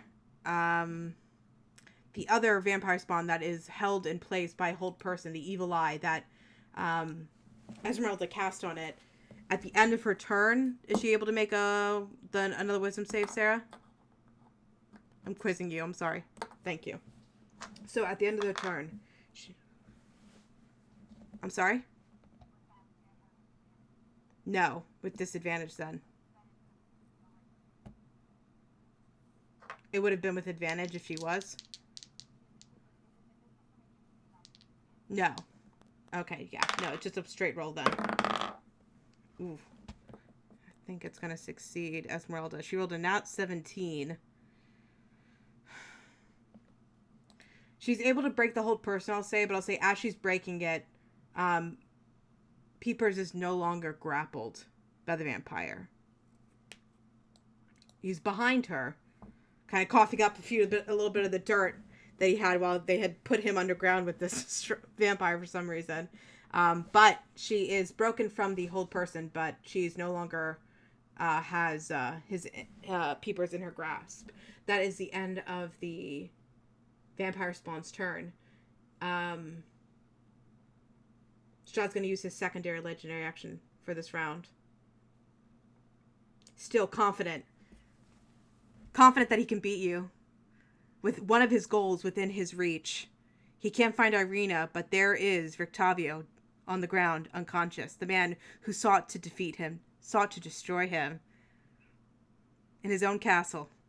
He will use his legendary action to strike at Rictavio.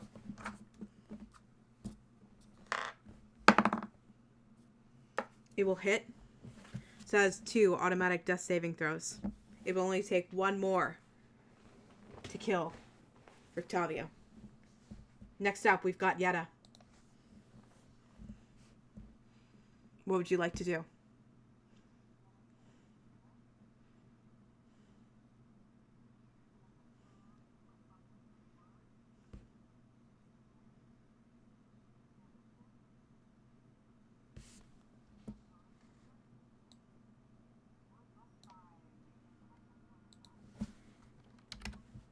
Okay.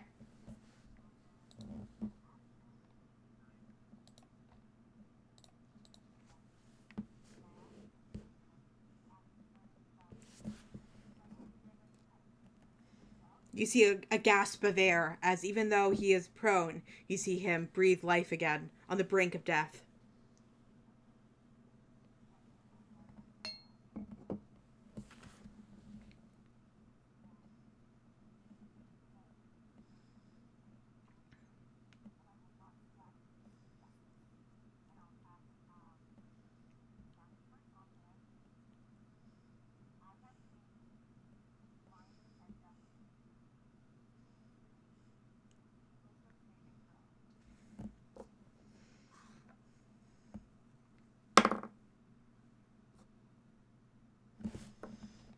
A 18 natural.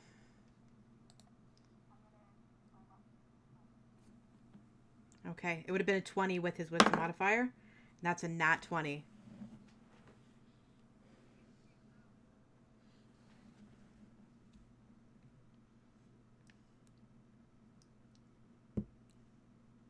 Do you have another lucky feat left? I know, but for the rule of fun, I'll let you do it if you want.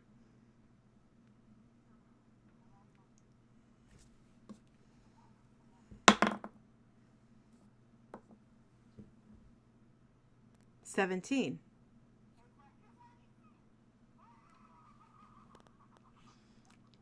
He's gonna use. He's gonna use his. He's gonna burn it. He's gonna use his secondary legendary resistance. But with that, it was useful. You burned his second legendary resistance, but you were out of lucky feet. Is that correct? Okay. Okay. All right. Anything else in your turn, Yetta? All right. Next up. Only moments before having to make his third and final death saving throw now is Rictavio. Still prone, though, before he can move. Strahd is intent on watching you all suffer. Using his third legendary action this round, he will strike at Rictavio, prone on the ground.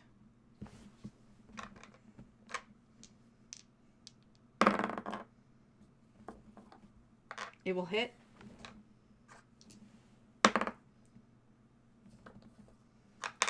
Wow. Not enough to knock him unconscious. 8 damage. How much healing did you give him? 9? He has 1 hit point left. But it is now Rictavio's turn. So, Rictavio on his turn. Now prone will use half his movement to stand up. With a 1 hit point.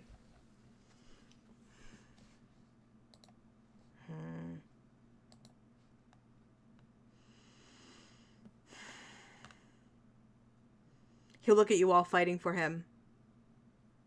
Fighting for each other. Fighting to defeat the evil in Barovia. He'll look at Esmeralda as she curses the vampire spawn behind her. Making eye contact with Yetta, who just brought him back from unconsciousness, back from the brink. He nods at you and he says, I have to do this. He will use his action, not to heal himself, but to attack Strahd once more. Multi-attack with his silvered short sword twice. Both will hit.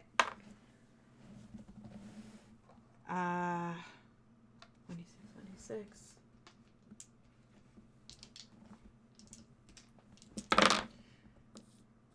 Nice. 25 piercing damage. You will see Strahd cry out in pain as Rictavio slices into him one more time, focused on striking Strahd down. Strahd is looking rough. You can see desperation start to appear on his face. No.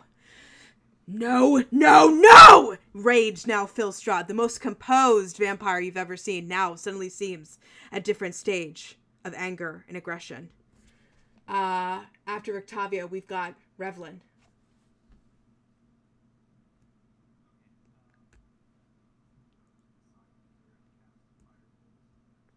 Okay, roll to attack.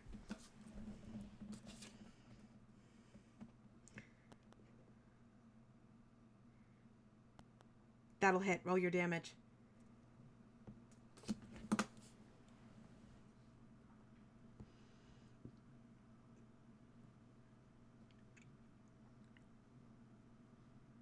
Nice. Nice. Anything else? Oh, can you hear me? I'm sorry. Am I gone? Okay. All right. Next up then, we've got Benvolm. Benvolm, what would you like to do?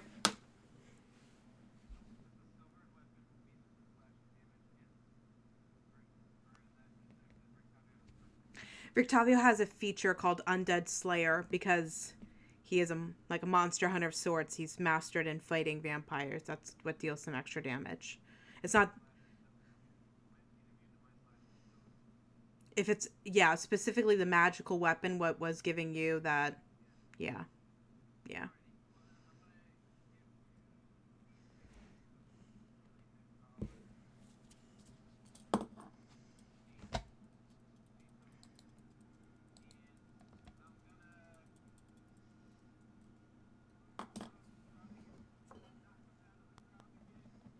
Okay. Oh, that rolled all the way to the back of my fucking desk. Ah! Ah! It was 17. Dang! I was convinced you had me for a second.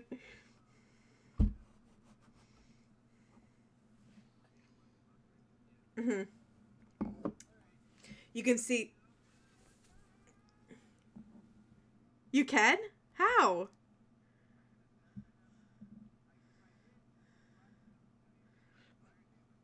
But you healed Colin too?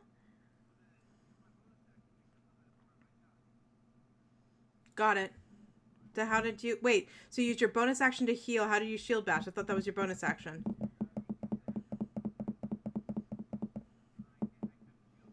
Well, let's ignore it. It didn't work anyway. Attack.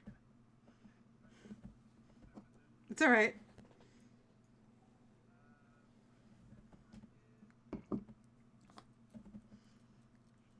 That won't hit.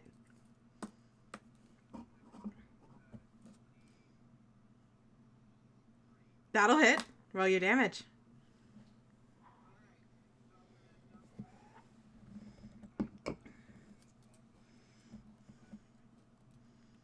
I'm sorry? When you're doing Divine Smite? Yeah. Yes. Yeah.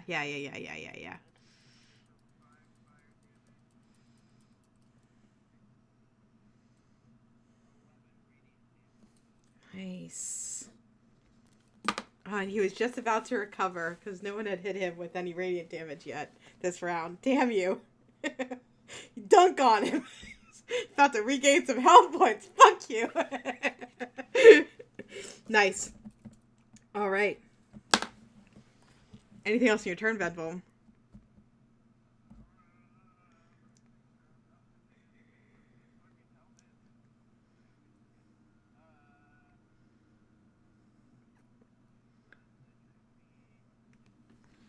All right. We've gone to the top of initiative one more time.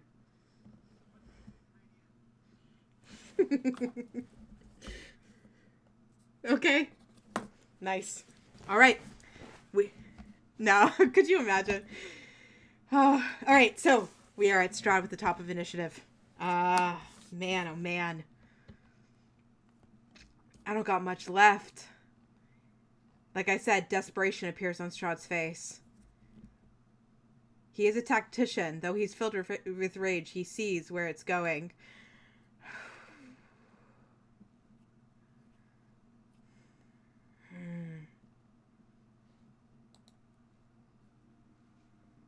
Shit.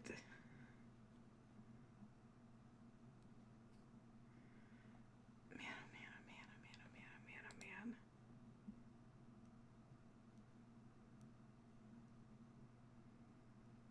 This is one of those moments where the bad guy's smarter than the DM. You don't know what to do because you're too stupid. Um,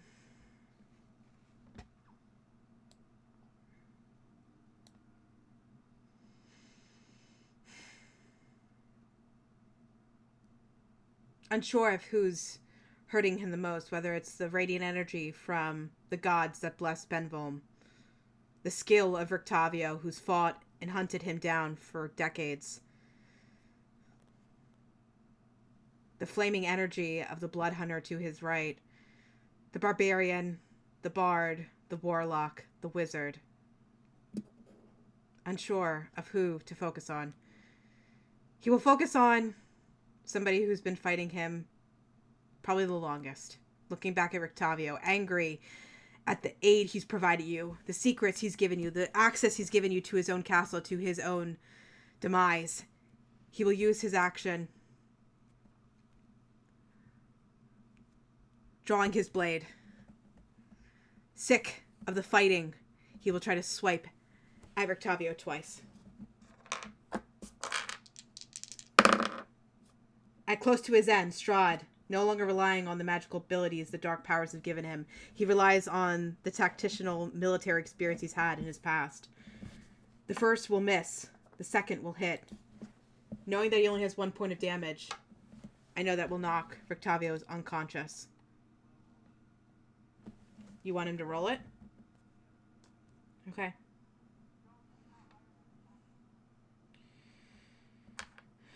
I don't know if he could at this one, but...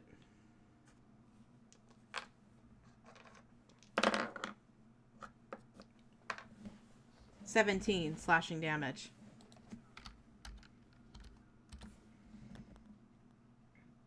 Rictavio is knocked prone once again for his action.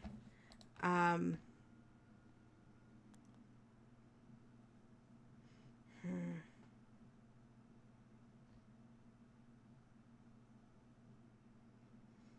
he do anything else on his turn? No, I'm not going to worry. Next up, we've got Meridell.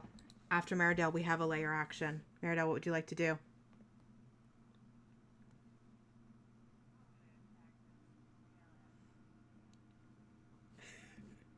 All right, roll to attack.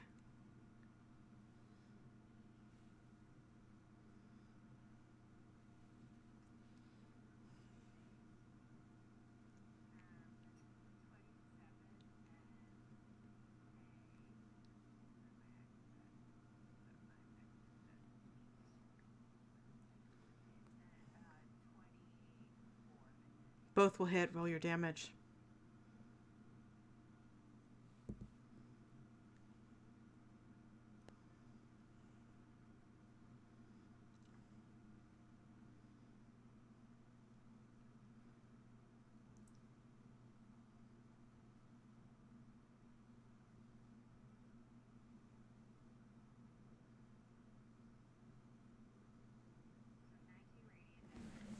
Okay.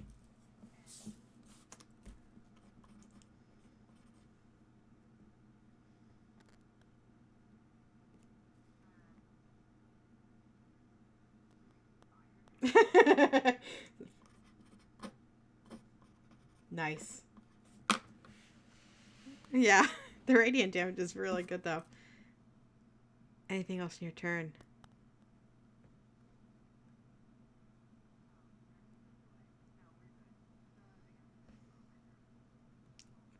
Piss on him. Oh, no. On Strahd? On... Never mind. Okay. No, no. Okay. I wasn't suggesting that. I thought you were going to do something else to Strahd. In typical fashion, you're like, and I fucking tell him, fuck you.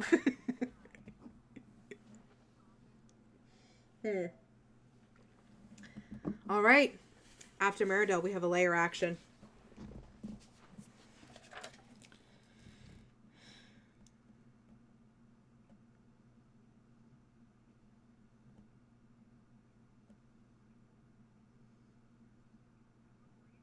Oh.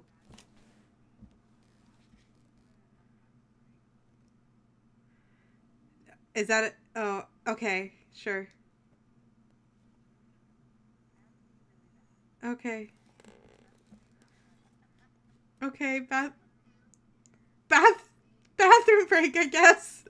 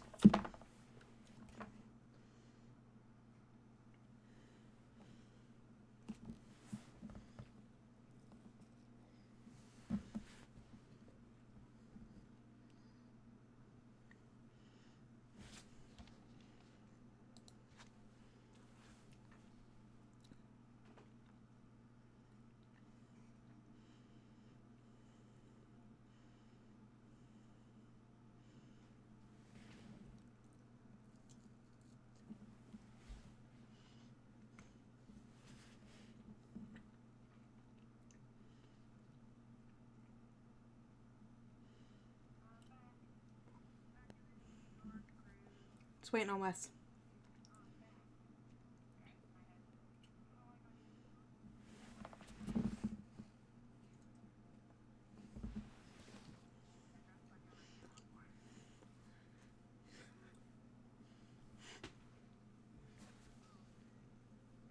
During the session?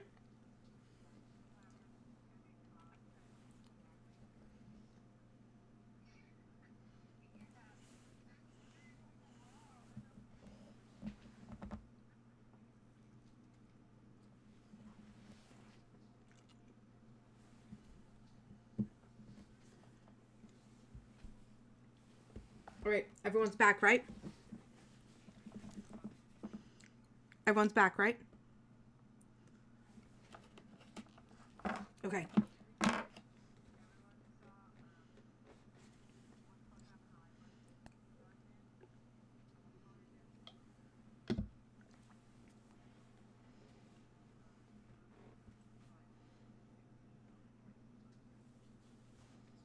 Gertruda? That one? Yeah. Gertruda. Yeah. Alright. So, on After Meridell, layer action,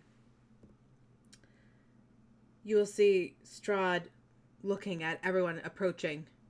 He'll focus on you, Hugo. I need you to make a charisma saving throw.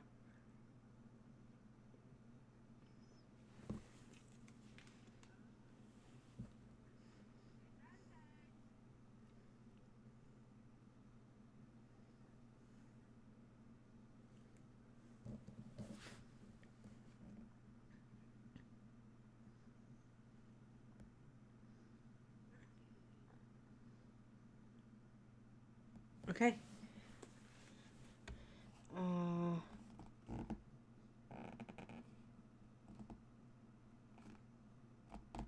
Shit. I'm sorry. I'm gonna let you re-roll it. Wisdom saving throw. Fuck. Instead of a -1.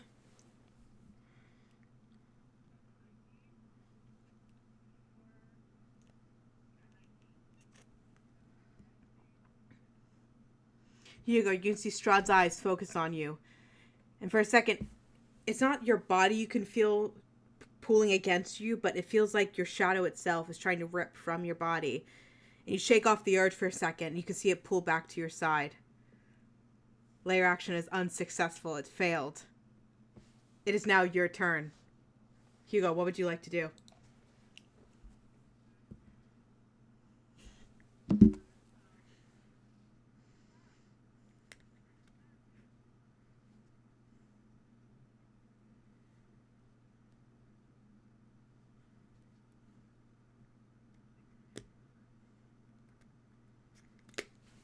Uh, Sorry, give me a sec. 16 will hit.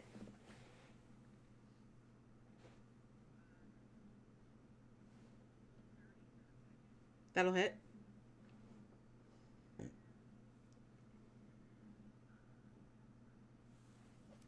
All 3 will hit.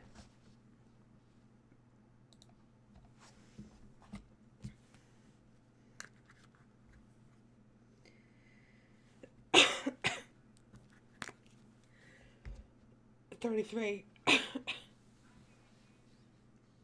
You're really gonna attack the vampire spawn of all? Okay, whatever.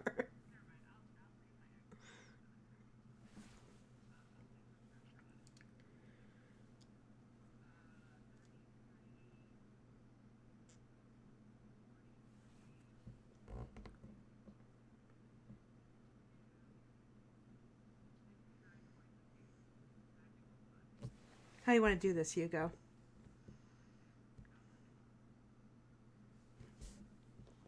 Before the vampire spawn can even grasp onto you and suck you of your blood, you swing with Helga several times.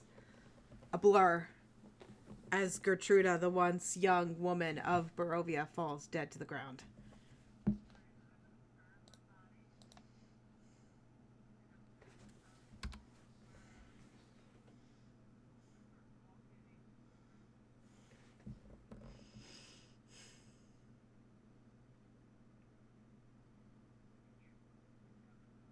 Okay.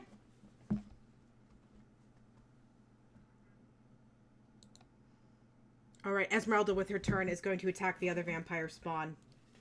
Almost working in tandem, the two of you are trying to focus on the external threats besides Strahd. 1 will hit.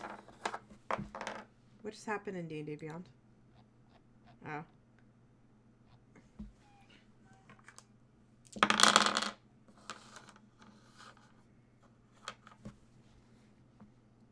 Doing 16 damage to the vampire spawn.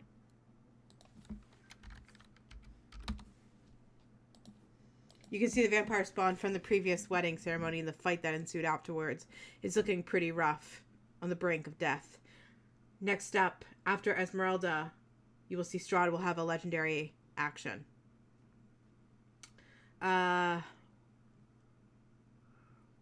He will strike at Rictavio.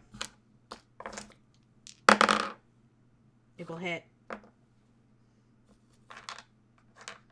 Causing 2, again, automatic failures on his death saving throws.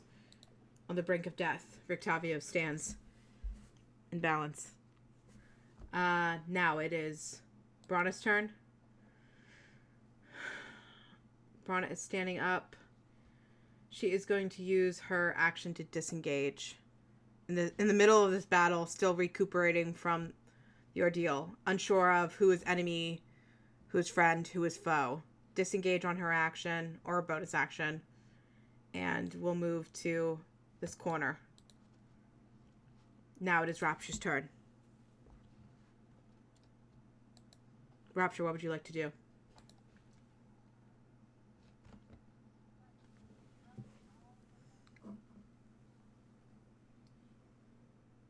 Mm.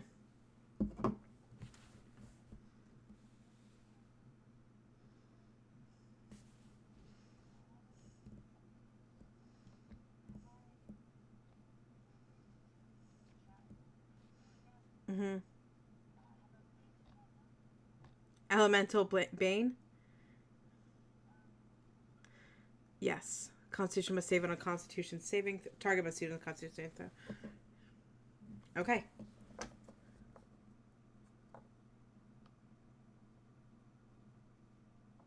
One second, sorry. I'm just reading it. Sorry, you're fine.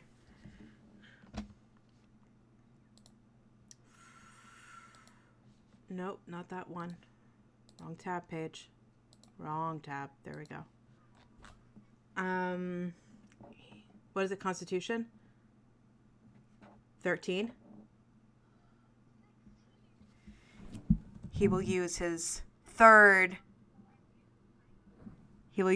legendary resistance to succeed.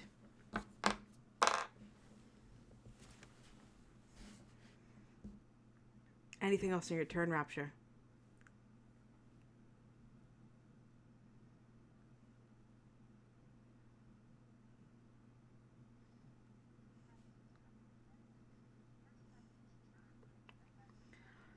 That's what I was reading up on.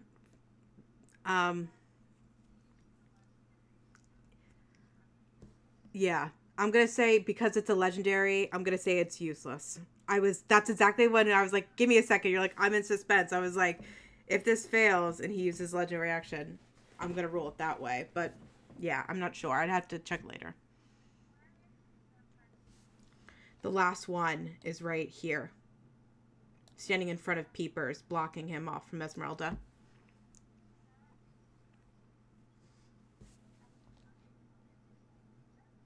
Five, 10, 15, 20, 25. Is it 20 feet? 30 feet. Of each other? Okay.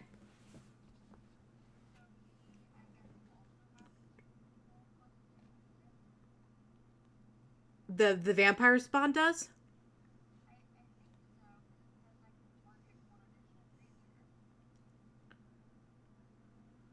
Is that on the second one, the synaptic status you're thinking of?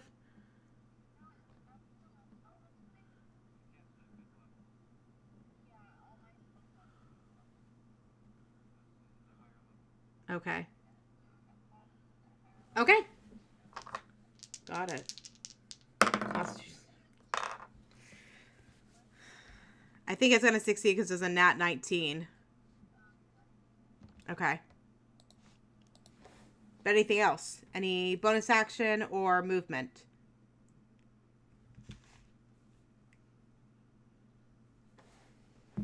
Okay. So then next up we do have the vampire spawn. Looking rough. She will try to attack Esmeralda with 2 claw attacks. Both will fail. Desperate, swiping at the threat in front of her, missing both times. We have Yetta. Oh, but before we do, we're going to have a legendary action. Strahd, using his second legendary action for this round.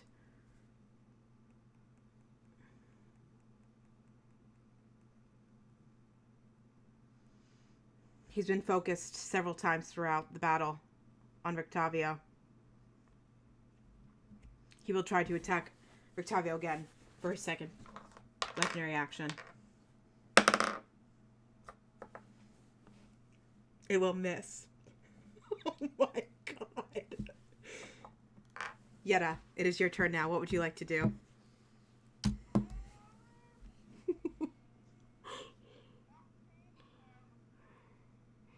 Desperate. Strahd. Focus, even as he's swiping on his legendary actions at Rictavio. No! No! No!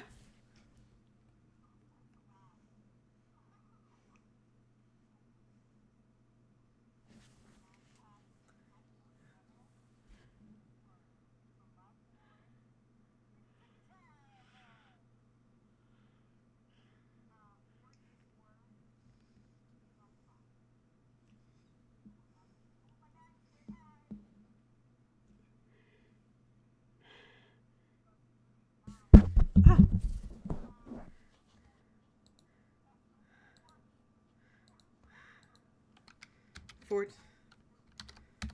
Saving him yet again. Yet again from the brink of death. Yetta, you bring Rictavio back to consciousness. You see the air rush into him once more. The dust in the air and the mist surrounding you. Anything?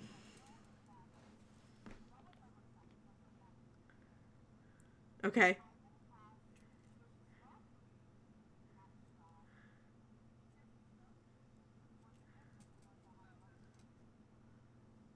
Yep. Yeah, you're good. Okay.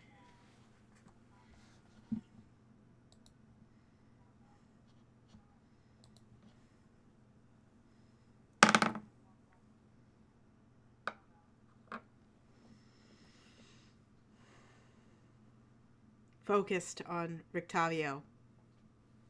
Believing yet again he has succeeded, at least in one thing, one of his goals. He has at least killed the man who sought to destroy him. Your words echo across the chamber, Yetta.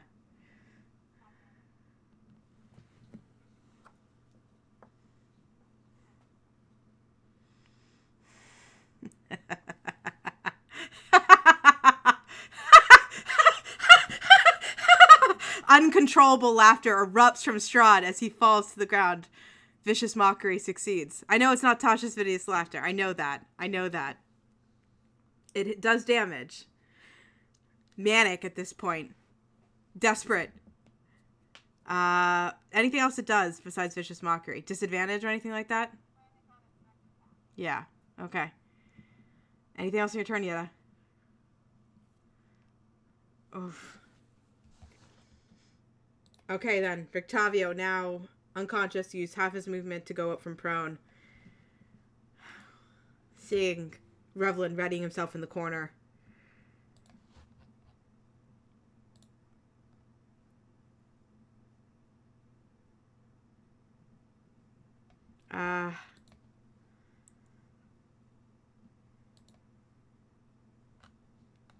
Just for the hell of it, he's going to look at you, Revlin.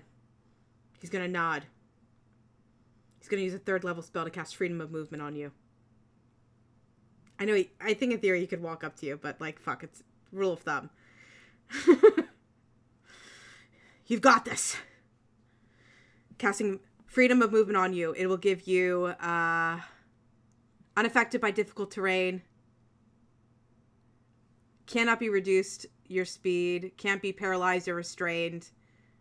The target can also spend 5 feet of movement to automatically escape from non-magical restraints and being grappled. And he looks at Strahd and he goes, "You failed. Say your goodbyes. Next up, we've got Revlin."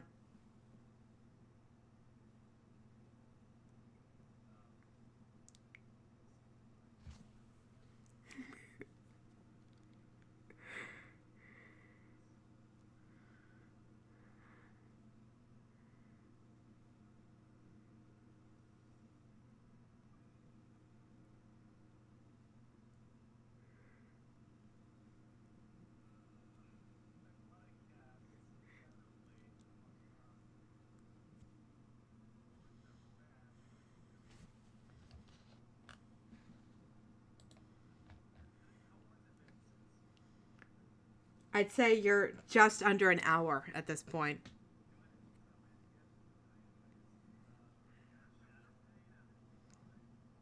All right.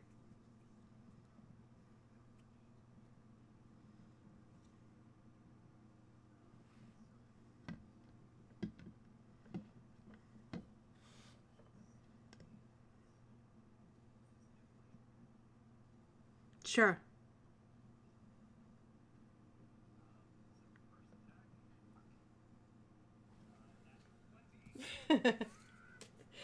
That'll hit.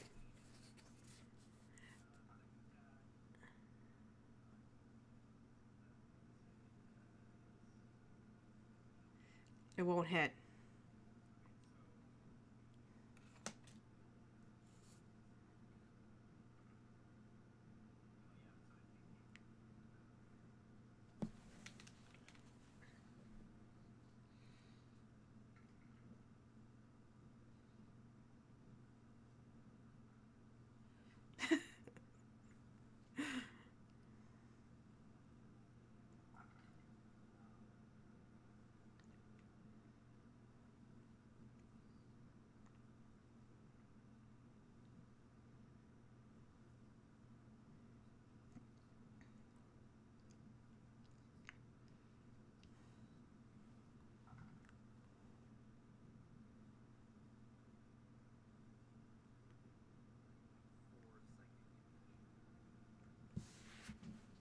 Revlin, how do you want to do this?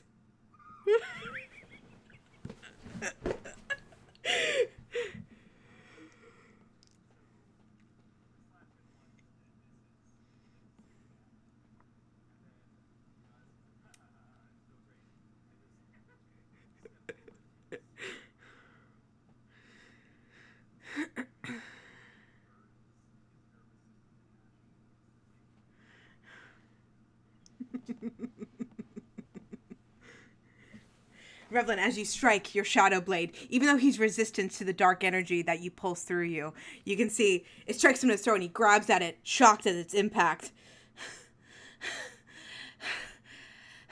I'm immortal. As he puffs and bursts into ash. Unable to rest in the coffin that you've destroyed, unable to regain energy from the radiant damage you've all dealt. Light erupts from the tomb as you blink and cover your eyes and look up. Strahd has been reduced to nothing.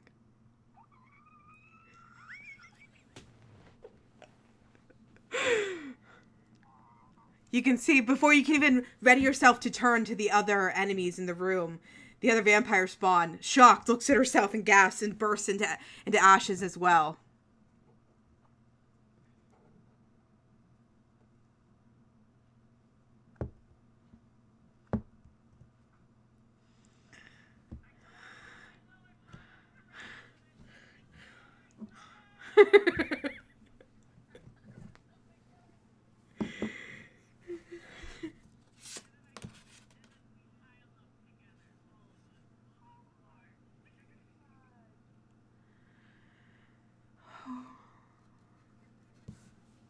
You can see before, as you all come together in the center of the room, Peepers runs through the dust of the vampire spawn that was holding it. I don't know a fucking Peepers face right now. Sarah, do you've got one? Sarah, do you've got one? Do you've got a good one for Peepers right now?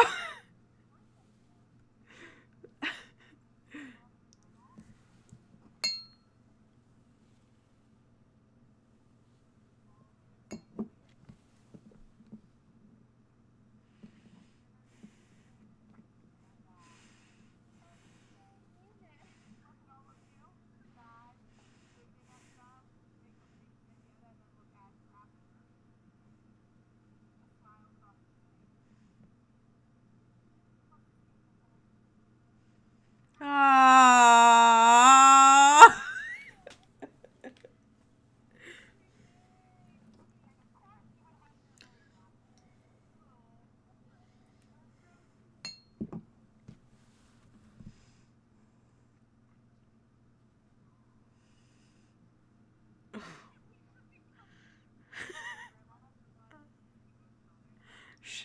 I don't know, Revlin, are you?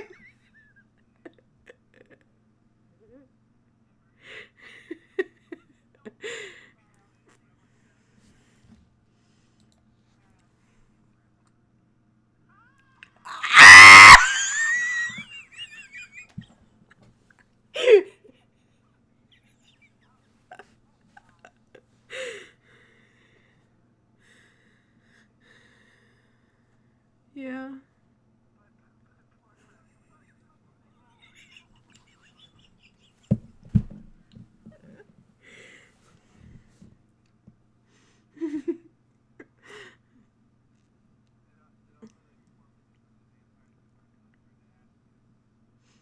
They do.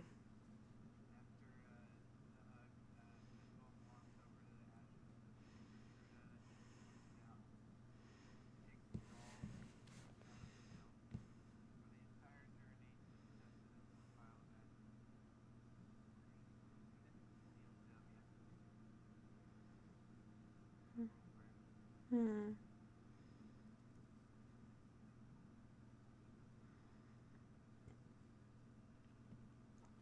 Not yet. Not yet.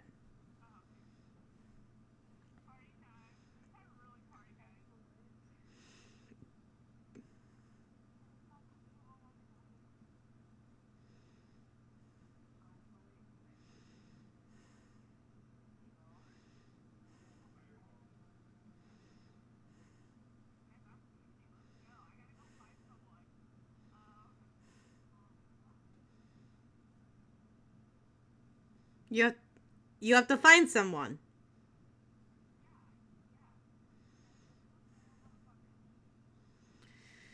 Oh my god.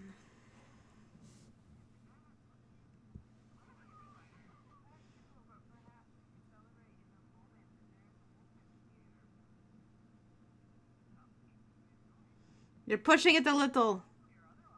You're pushing it just a little.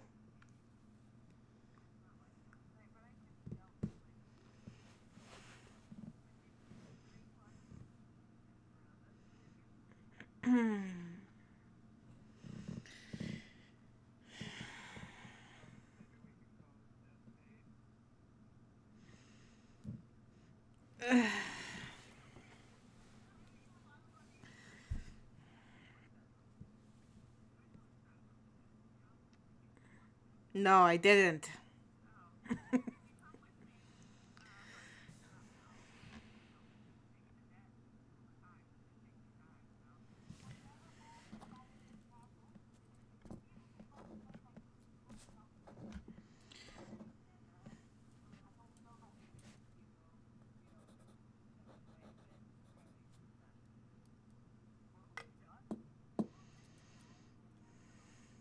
No.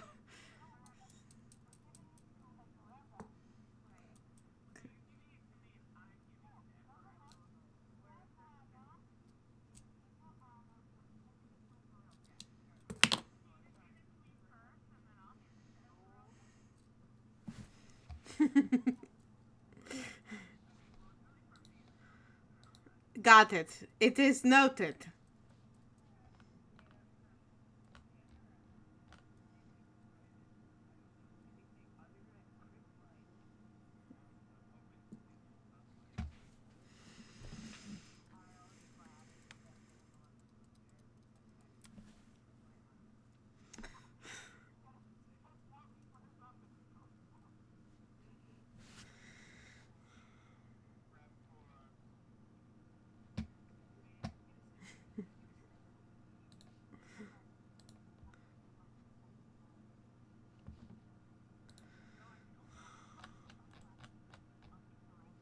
Oh my god.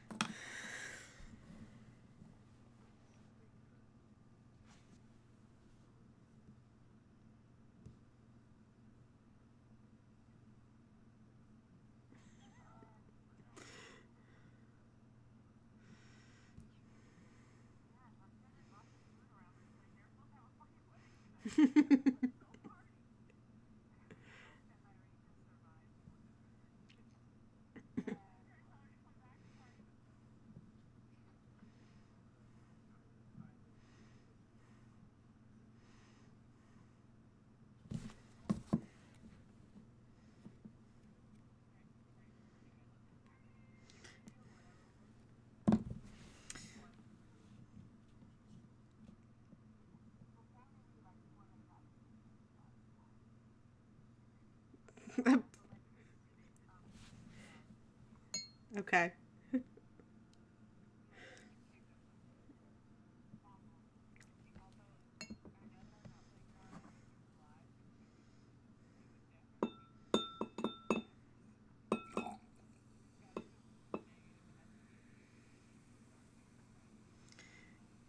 You get. Yeah. Yeah, that's a good point. Stopping. They.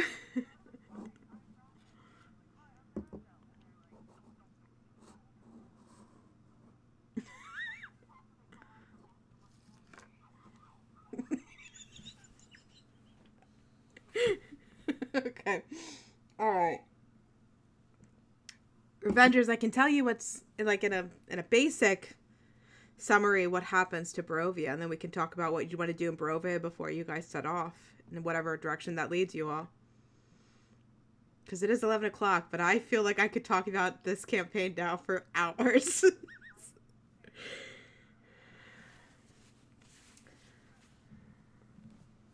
I can't believe this. Okay. The only thing to keep in mind is next Wednesday we don't have Kayleen, so I don't want to do anything. Like, that's why I was okay with doing like most of the Q&A on Wednesday, just because we're down Kayleen.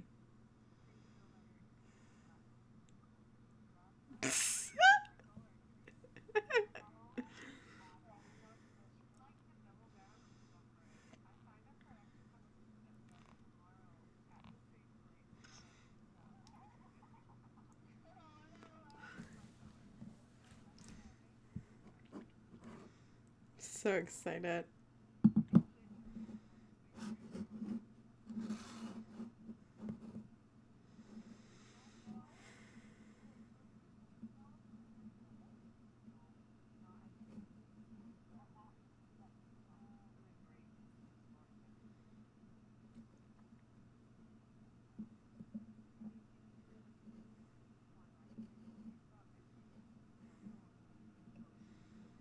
Just a Q&A, to be fair.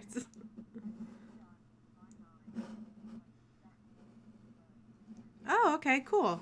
That's good. I didn't know that.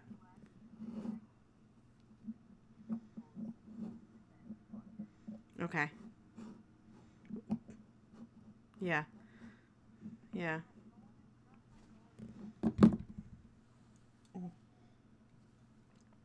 All right.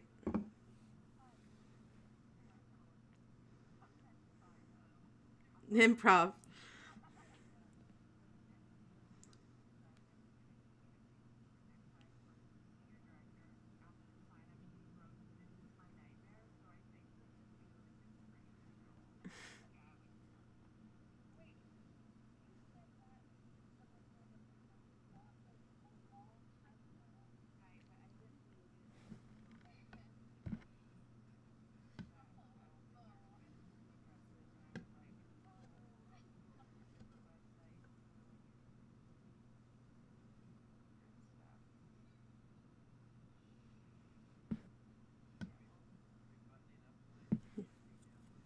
No, I was gonna keep going if that's okay. Yes, we're gonna end the campaign tonight.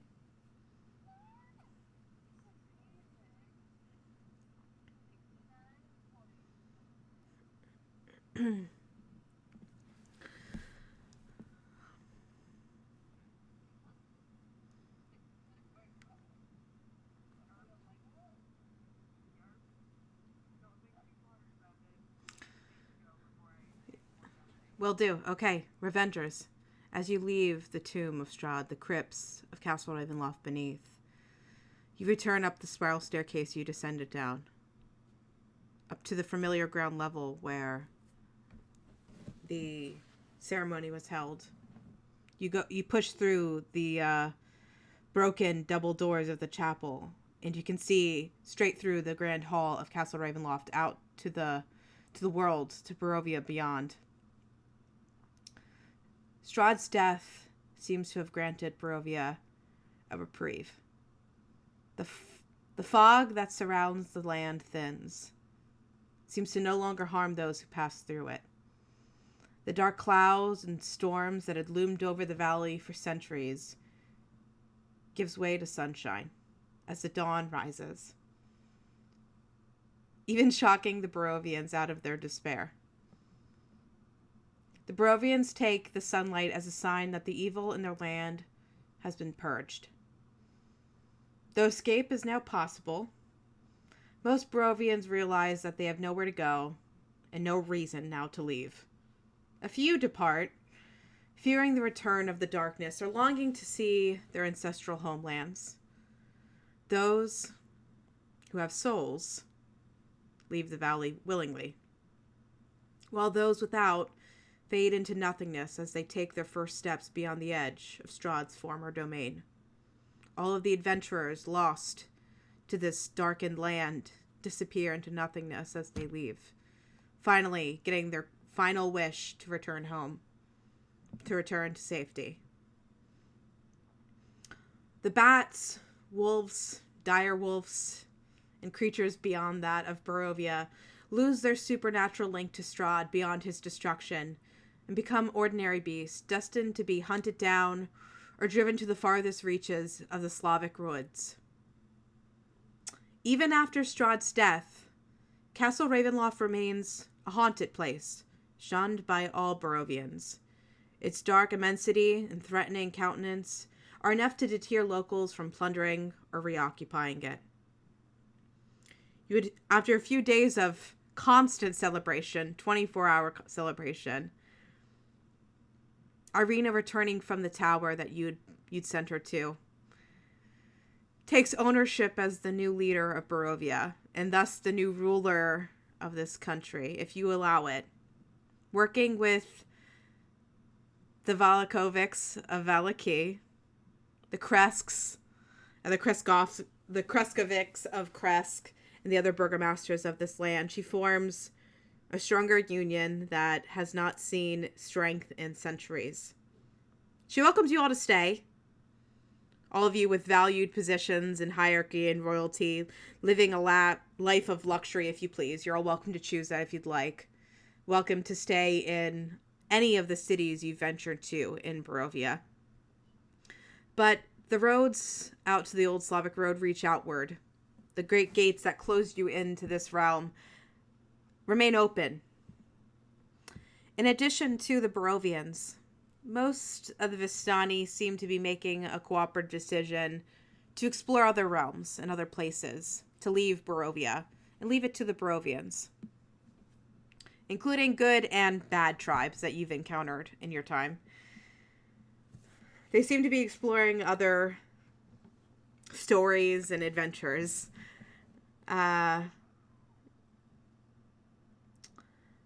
Several vampires are left unknown.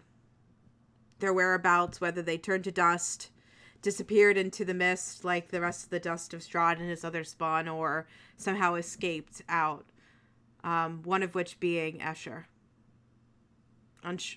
Unsure of his remains. It seems the Revengers have a choice. They're welcome to live their life in Barovia as pretty much members of the royal family and of the Council of Valaki if they choose, or they can explore other realms back to their homelands or beyond. I won't pick on anybody because it seems like you guys don't quite know definitively, but now is the time for us to talk about what your characters would like to do in the future. Okay, Hugo, go first.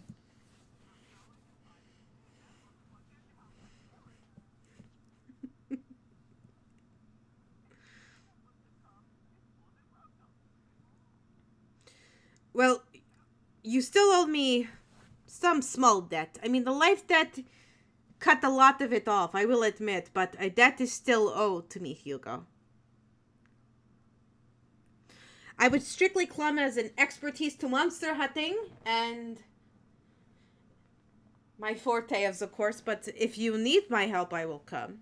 Do you need me?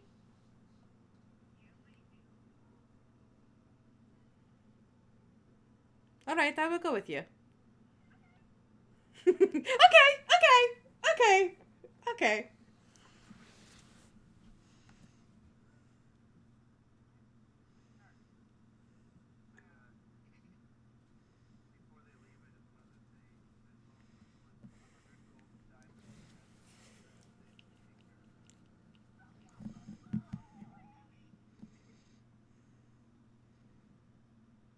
She looks at you, Benvolm. And she makes sure that no one's around. She has to make sure of that. Her pride is her biggest fault. I'm only telling you this because I know you're going away. But I would die before I let him get hurt. Heh.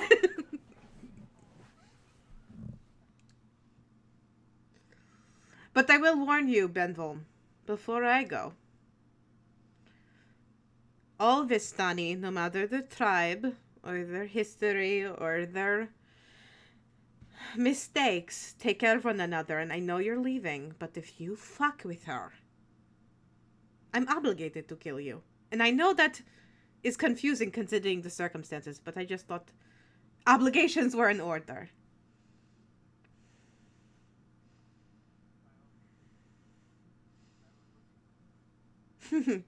I'm kidding. I'm kidding, I swear. You're a good man. What was that thing you told Yeda to do, but then he told Hugo? I think Hugo forgot, and I'm just worried.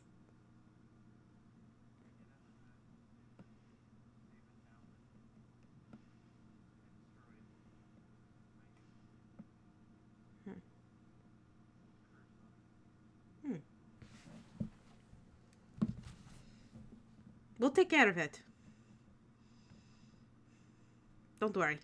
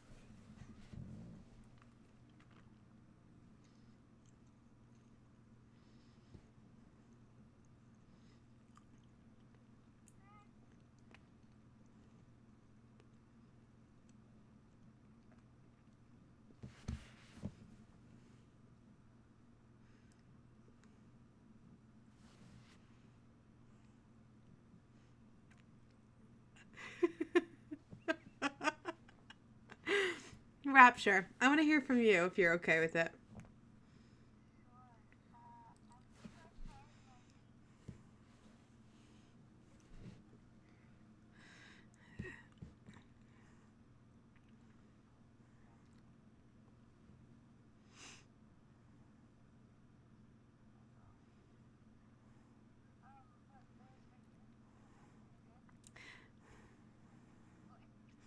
Victor stood guard at the drawbridge that connected the peaks of the mountain to Castle Ravenloft, making sure all of the guests from Valaki and beyond were able to escape safely.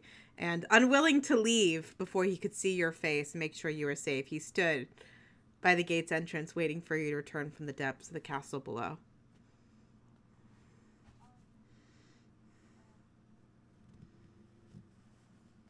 Peepers is pretty much stuck to your side. Mm-hmm.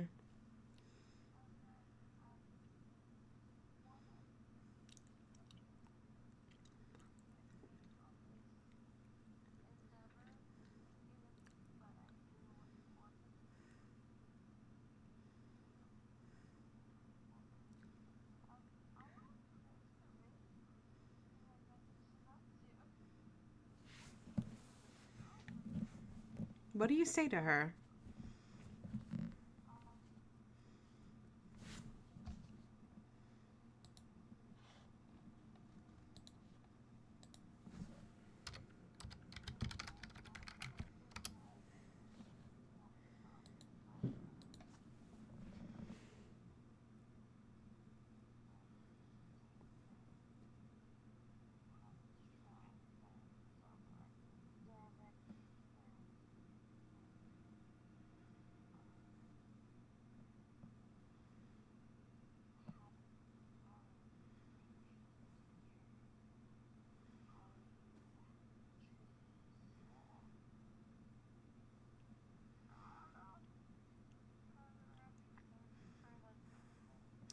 As the dawn rises the following morning of the death of Strahd, Rapture, you pray to the Raven Queen, questioning the connection you have with her. Is it holy? Is it something more, a promise you've made to her, how she saved you? You cry out to her. And all day as you return to your husband, return to your adopted son, in theory, you don't hear... Oh, he's 1,000% down. 1,000% down. Yeah, if Peepers wants to visit or if wants to stay in Valaki, he's down. um, you wouldn't hear a response from the Raven Queen, and you'd be worried at the lack of the response. You're questioning: can she reach me here? Did we do the right thing? Did I do the right thing? Mm-hmm. You have. On the first night when you arrived in Barovia, you spoke to her. And as you worry throughout the day, you, presumably wherever you are, you find rest with Victor. With I'm sure with Peepers pretty much still straddled to your side on your calf. You find real rest. And in your dreams, similar to your first memory of the Raven Queen when she appeared to you, with the purple string of light stretching in through the darkness as you found her and the mask of her porcelain face appeared, you would see the Raven Queen return to you in a similar fashion.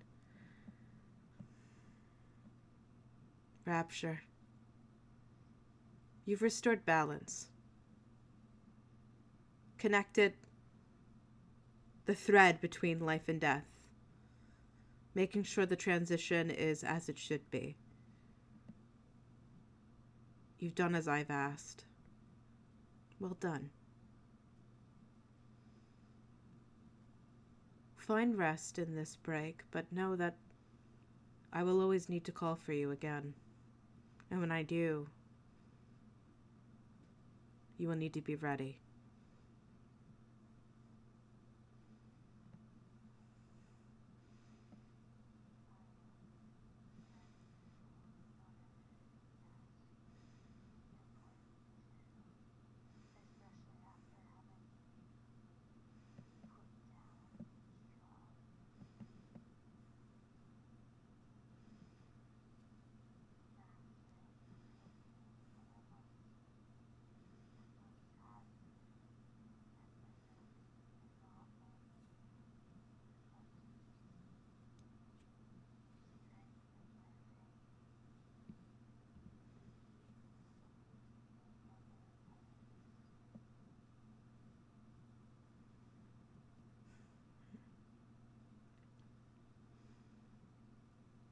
Your parents' souls were not mine to take.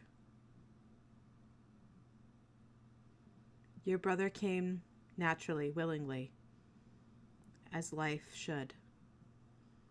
And he is with me. And you will join him when that time comes. Until then,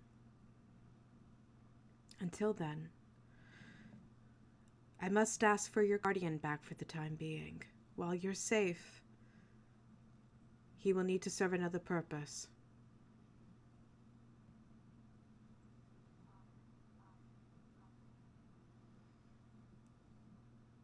Yes. When the time is ready, I will give her back to you as I promised.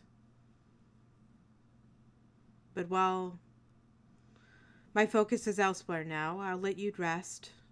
And if I call upon you again, she'll be with you.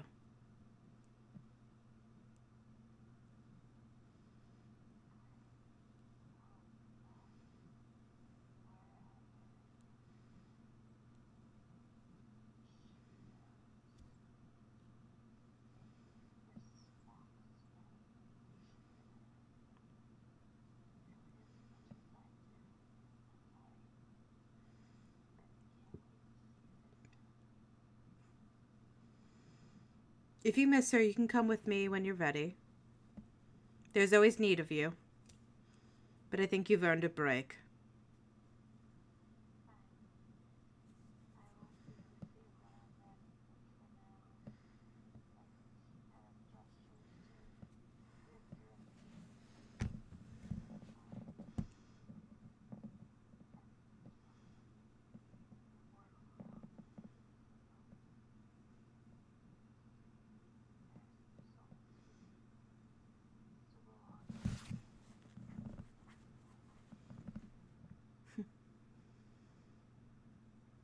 I don't believe you've fallen too far. This path suits you. And you see the porcelain face kind of disappear back into the shadows. And, Rapture, when you wake up the next morning, you would feel Peeper still on your leg and your new husband on your side. But the familiar peck of Rapture wouldn't be with you for the time being. Sorry, Buffy.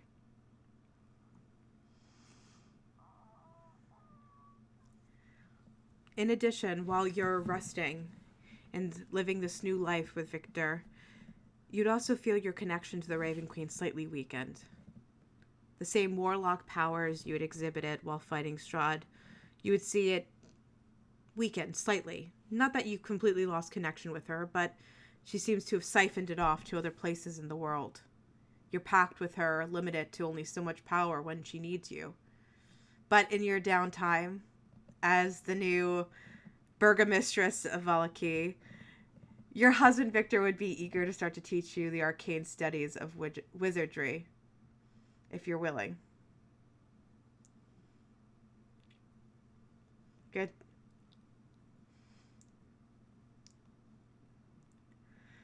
All right. Anything else from Rapture?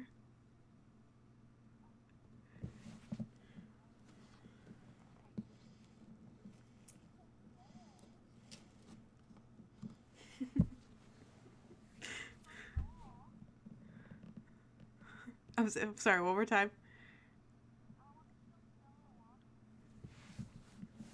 You guys did find a scroll of greater restoration.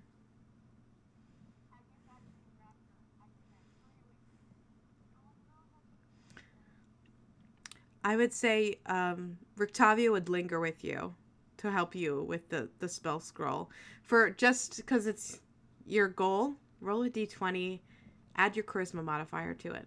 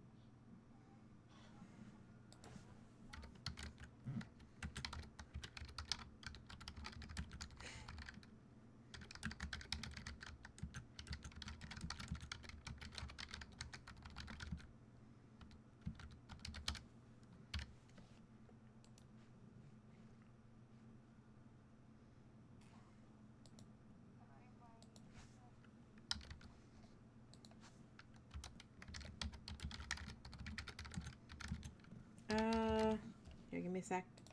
Yeah, I should be able to. Your spellcasting modifier.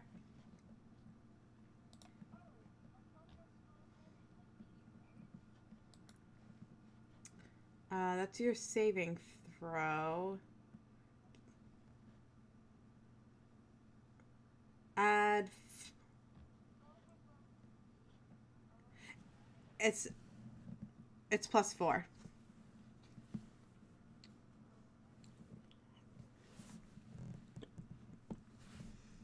Rapture would take some time, but you and your husband would use the spell scroll with the help of Rictavio to cast Greater Restoration on Stella Watcher. Cleared of mind and body, you would see a brilliant young woman reappear as the now herald of the Watcher family. Once a combatant to the Valakovic family, the two of you would form a partnership that would link politics, trade, all aspects of negotiating and ruling a small region to ultimate strength. And she would be the pinnacle of that union between the two because of your gesture to restore her mind, her sanity.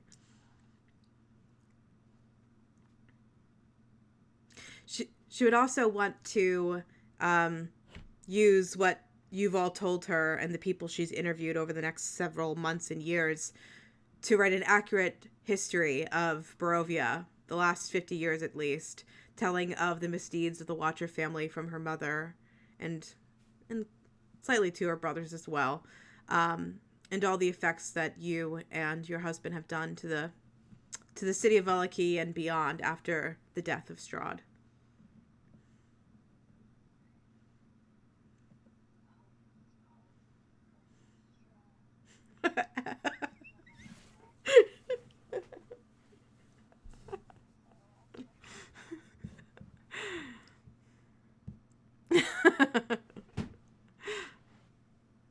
Awesome.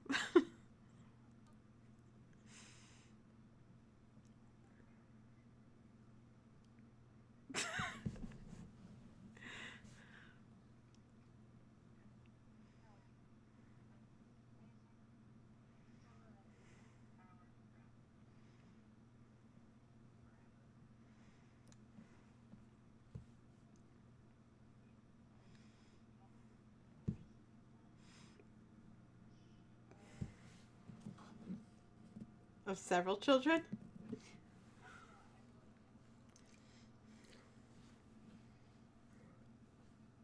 Mm.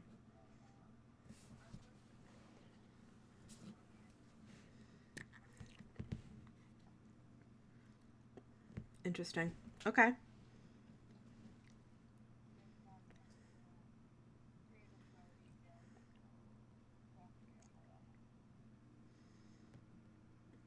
Anything else?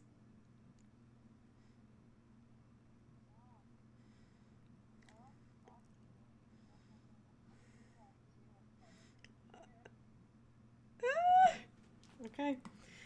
Let's circle back to Revlin and Meridel. It sounds like there's something left unfinished there.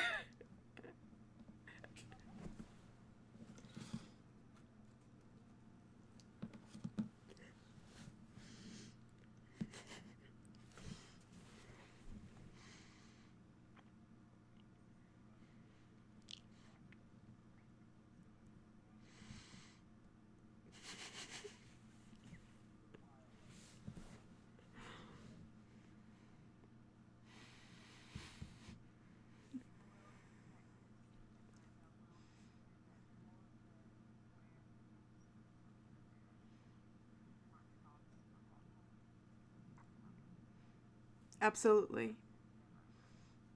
Absolutely, that would be done. There would still be several fleeing evil factions leaving of Supernatural.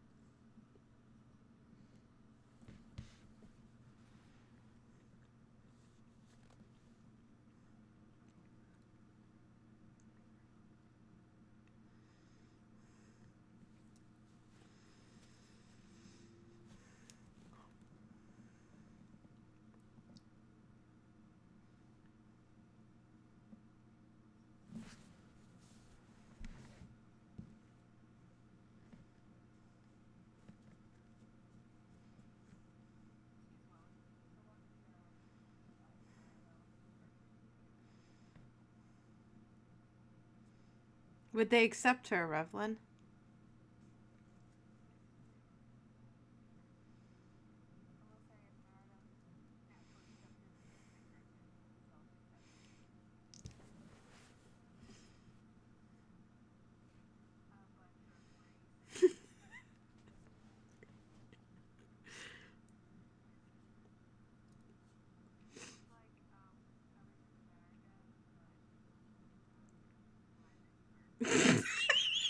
And you're in Queens, which is elf world.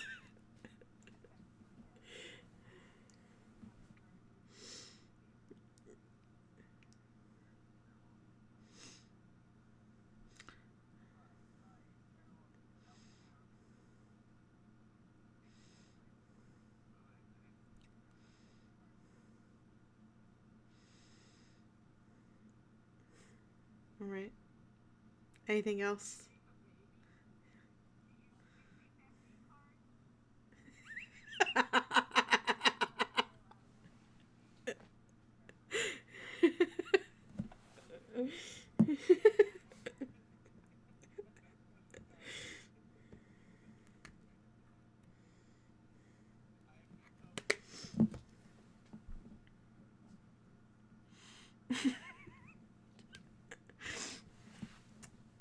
um, yeah, Benville.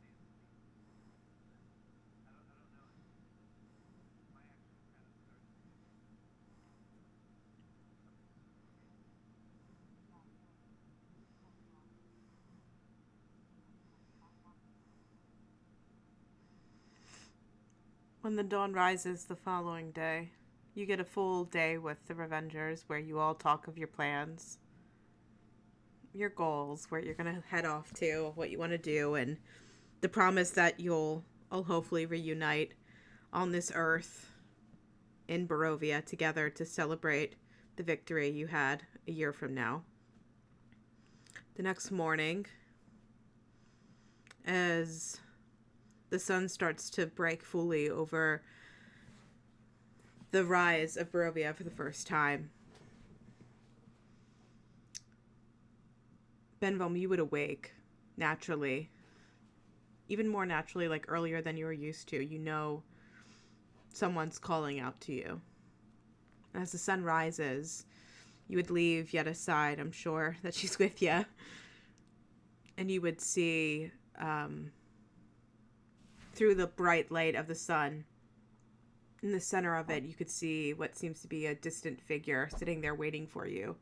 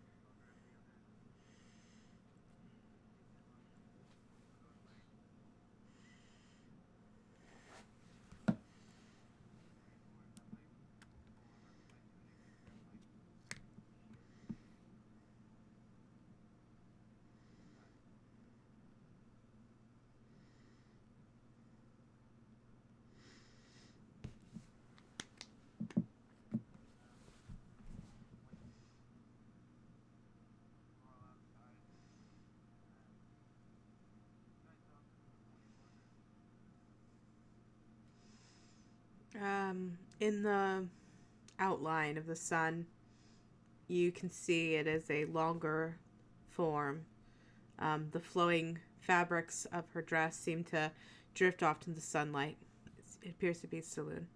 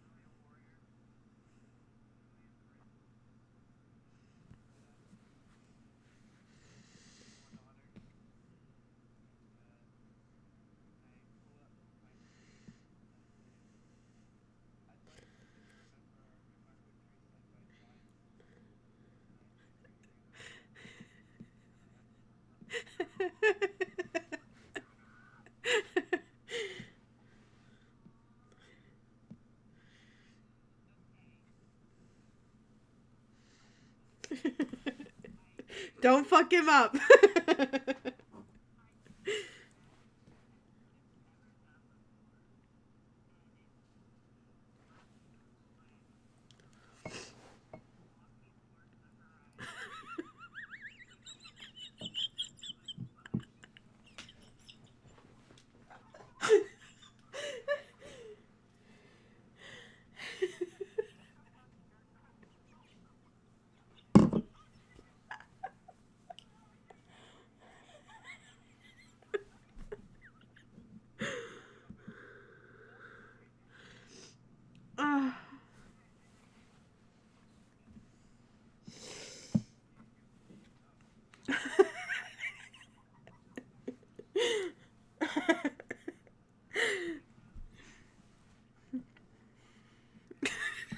Brother.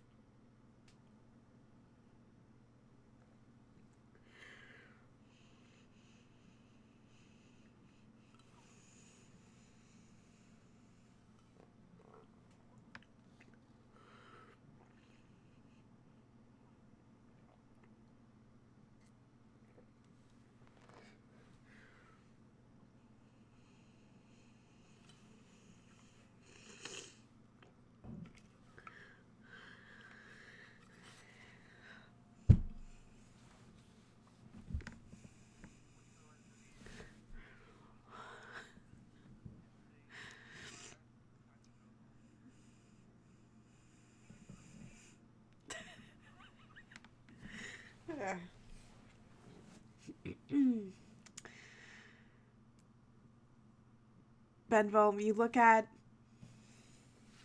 everyone you've met here, everyone who's been taken from their homes, most of them taken from their homes. You remember. So funny. You guys suck.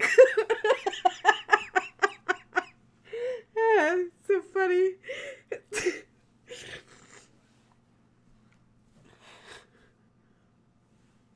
I know. I caught it.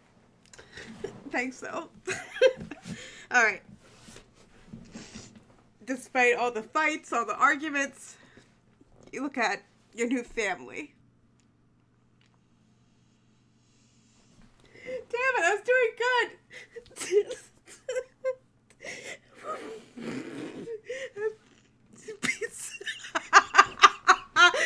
know. Okay. Okay. All right. Sorry. Water.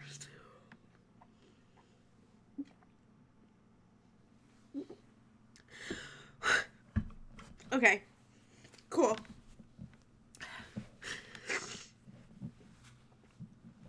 All right. You look at your family. Your new family. And as you walk to the sunlight, before you reach the womanly figure, in the brightness, you can see a familiar steed.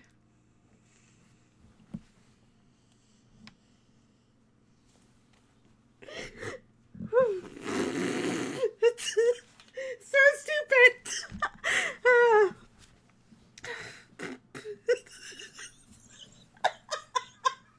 It's too bad. Too bad. This is embarrassing at this point. Alright.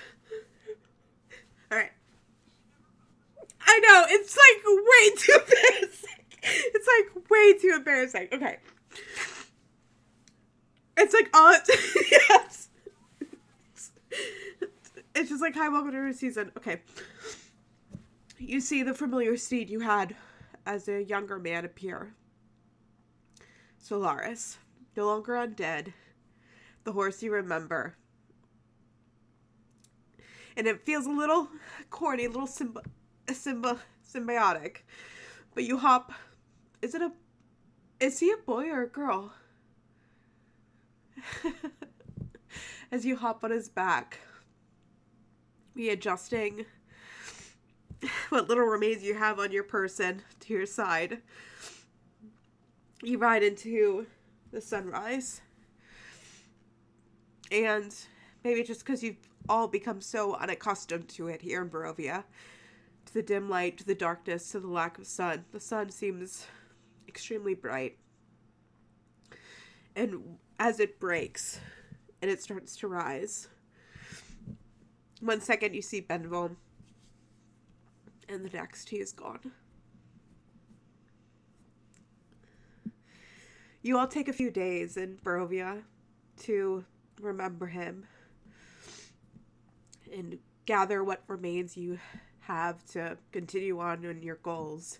Some of you sticking around, some of you venturing back to your homes, and some of you venturing beyond that to whatever goal you seek. Strike down those who've taken what you've loved, to fulfill the promises you've made to others, just to fuck shit up.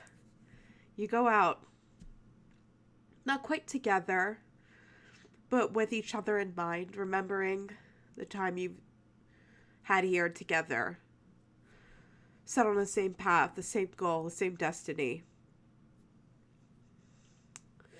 You all spend the next few months, some trying to escape the memories of Barovia, others trying to remember it. Brana included, never wanting to forget her time here. The year passes by really quickly. You all keep to your word, all the places you've gone, no matter how far you've gone. You keep to your word. The eve of Strahd's wedding returns. The night of his death, you all gather back in Barovia. Not to Castle Ravenloft, but to the village at the bottom, Barovia itself. It's a huge festival of celebration, Festival of the Dawn, where they unveil a statue, renaming the town St. Wolfmaid, with a statue of Benville.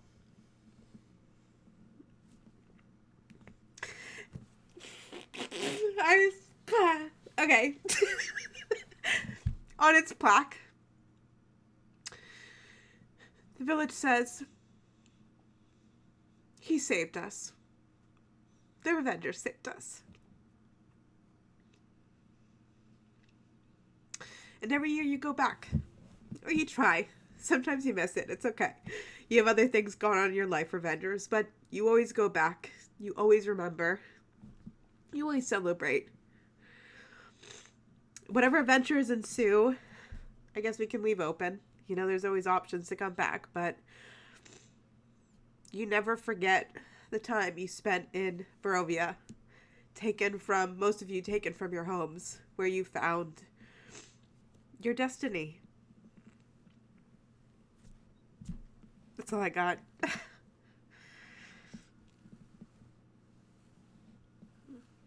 Yeah, Yetta. What else? I know you said you talked to Ben Volpe.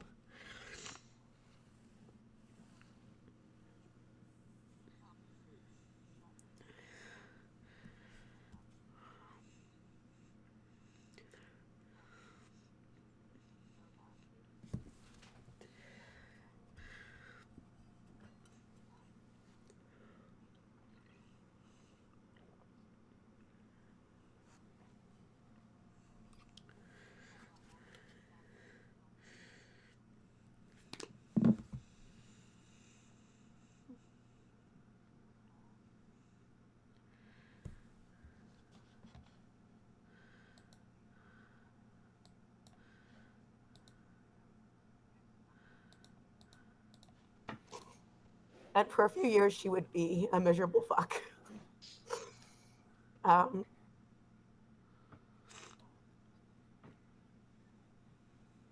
but she'd always make company for travelers and tell them stories. And sometimes she would elaborate on the truth and make them seem sometimes grander than they were. But the best story is always the one that we all know. And if a handsome stranger happened to come by, she would have a good time. But never would she fall in love fully. Might have a kid or two, accidentally, of course, in a fit of passion. Because who is Yetta without a little bit of passion? But she would never really find someone. And I just imagine her with her very tiny hut, materialistic, not like her magical one, with little kids running around all the time, cleaning up after them, kind of like her cousin Stivia. And I don't know. I don't imagine her adventuring too much. Just kind of welcoming travelers, telling stories, reading fortunes. Um, Cursing hose? what's it? Would you be cursing hose? Oh, of course. Nice. She would do the Vistani proud, but kind of imagine her getting to old age, celebrating every year. It's hard for her to go to St. Wolfmane, but every year she leaves something for him.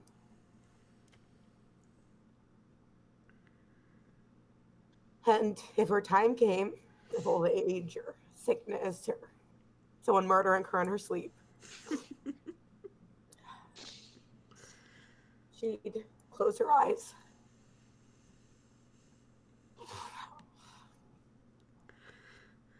and she'd think of the sun, the shining sun,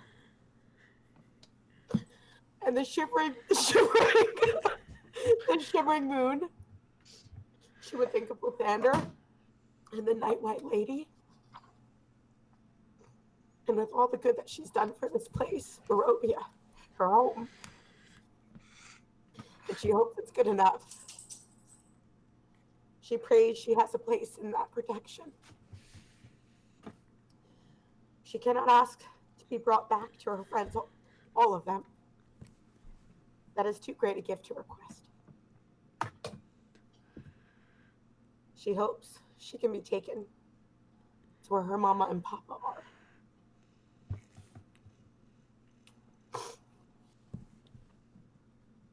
Where there is music and drink and dancing.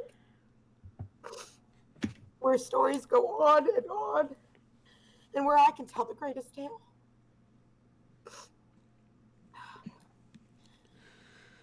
She hopes for a fireside to sit by. And maybe, just maybe, if the gods are good, I will see Ben from there. she would let go. And she'd let the fates unravel and the cards fall.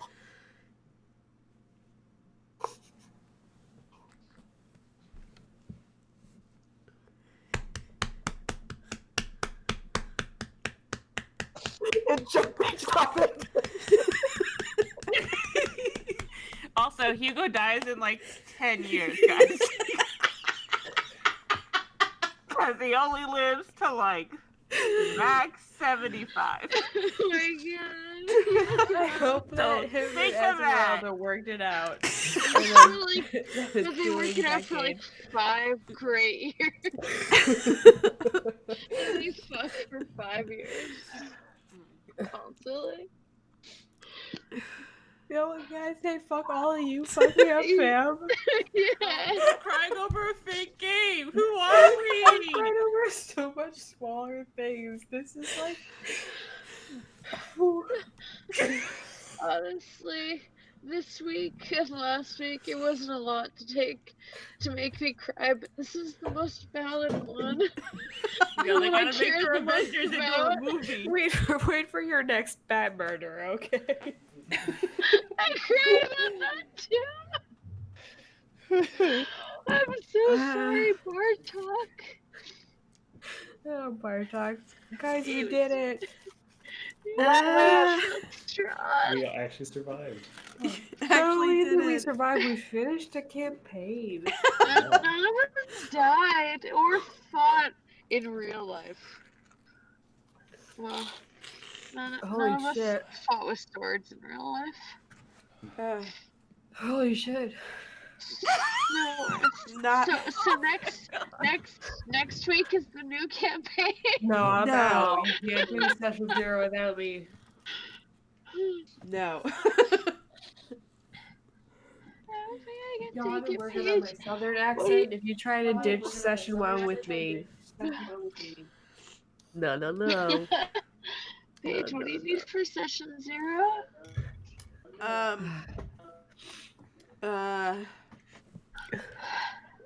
Just a fleshed out character, right? I'm sorry. You just need a fleshed out character for session 0? What do you guys need to have prepared for session 0? Yeah, what do you need? I guess I think the most important thing I need from everybody is just knowing like what you want to test run, really. Like I consider session 0 like a test run. Like whether you want it to be with another person is up to you, but do you want to test run role play, combat, like class features? Like I know it's level 1, so just let me know what you need before you get thrown into campaign, new campaign. That's all I need. Because honestly, if depending on how you guys feel, like granted, I'm sure no one's going to say it, but if anyone's good and they don't need a session 0, you don't need to do it. You don't need to do a session 0, but if you want to test run something, if you have someone in mind that you'd want to do it with, you don't have to do it with anybody. Obviously, it's less scheduling for me, but, it's up to you guys. We won't do a group session 0, just because I think there are enough people committed to wanting to have the meeting of the minds be on session 1, which I understand. So, session 0 won't have anything. It might not even really connect to how you got into Waterdeep. If you wanted to connect into Waterdeep, let me know. Like, if you have a backstory that the string doesn't really connect, we can make that session 0. And you can do a little bit of roleplay and a little bit of combat, but I just need to know what you need individually.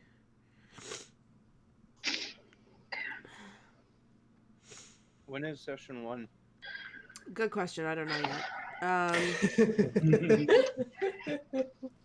Well, next week we'll do a recap, like I said, a Q&A, as you will, and that can be Q&A for Curse of Strahd campaign. That can be Q&A if you need things figured out before new campaign.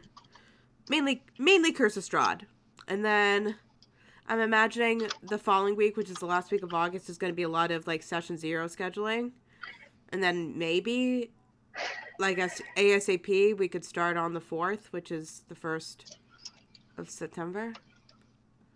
4th of Wednesday. That works for me. Whatever you're ready for, dude. Yeah. I'm gonna come back. Okay, so Hugo for the next 5 years, he goes off. He finds a spell book. Goes, yo, I can be smart now. I'm gonna be a wizard. Studies of wizardry.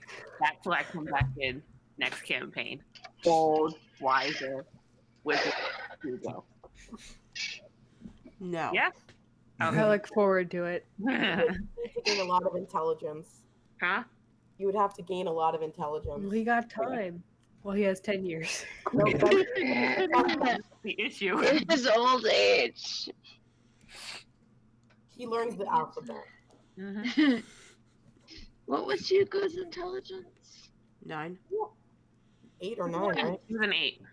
That's not as bad as it could have been. Guys, I never turned into a werewolf. I I, know. I feel a little cheated. Made a honestly. werewolf. Not a werewolf. Meridel will be my one-shot character. Maybe I'll turn into a werewolf then. Can we fight Meridel in our new campaign as werewolf? I don't think you want to.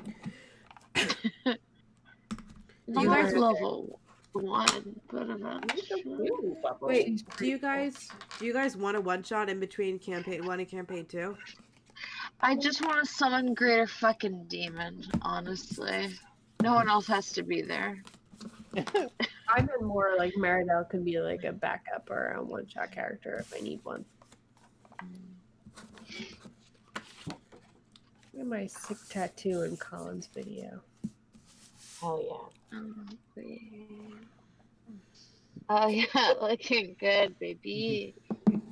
So when we were talking about when we were getting towards the end, I was like, "Fuck, Rapture's not gonna die." Like my first campaign we finished, Memorial Tattoo is gonna be kind of silly. I just kind of feel like I want a tattoo, and then you took Buffy away from me. You got something. Mm-hmm. And Buffy was gonna be the tattoo. Buffy would be a dope tattoo. Yeah, Buffy would still be a good tattoo. No, I mean Buffy's going to be the tattoo, but I was just like, oh, you know, like I can probably wait until like I have, you know, money and time and Ativan to put past the pain, and then I was like, no, my baby. Prepare to die. Paige hurt me. Paige hurt me too much, and now I must have Buffy tattoo.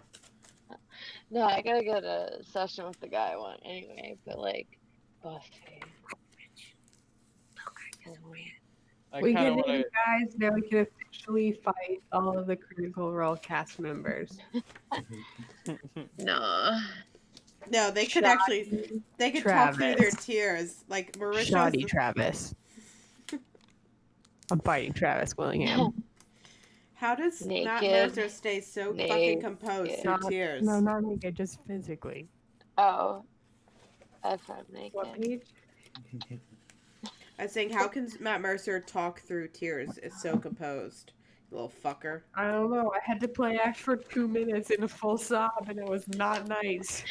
And it was after Con was like gonna go first. He looked at me and he was like, "Okay, but wait." Oh, Wade. I know, We'll that's leave what. for us, our it- story. It made me laugh at first, and then I started actually crying, and I was like, no go, no go.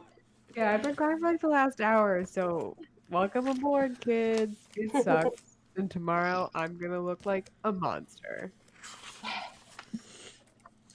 Dungeon my Mom. mask, I'll go, I finished my character, Dungeons & Dragons too big because I had to Wait, explain you to my have- boss what D&D was.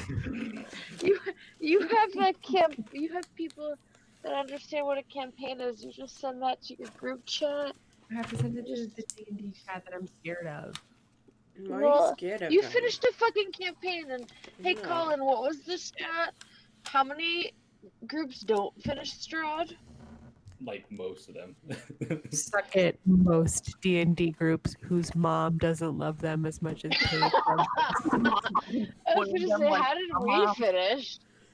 We fucking suck. I know how exactly how he finished. Her name is Paige. Our mom just wanted us to do the best she could do. Our mom just wanted us to have fun and be safe. I love our mom. Best mom ever. Best mom ever. Ever? Fuck my mom. Real mom. Whoa. I thought you guys were really gonna hurt me when I said Bronno's in that coffin. I was like, they're mutiny. I did debate getting on the subway and then getting on Patco and then getting on the River Line to come and beat you up at your house. But by the I time you would have got ultimately there, decided against it. Shoot him in dead. Yeah, Brahma in the coffin was fucking shitty. I also want to know about Hugo in the coffin. I want to know about why there were 2 Strahds. Yeah. yeah, at the party. Yeah, there are a lot of things I would like explain. Next week on Vamps and Vagrants. Exactly. So many cues for next week's Q&A. Yeah, I'm gonna end the recording. Yeah, let's end the recording. Goodbye. Good night, Internet. Good night. Good night, Internet. Light up Goodbye. in the future.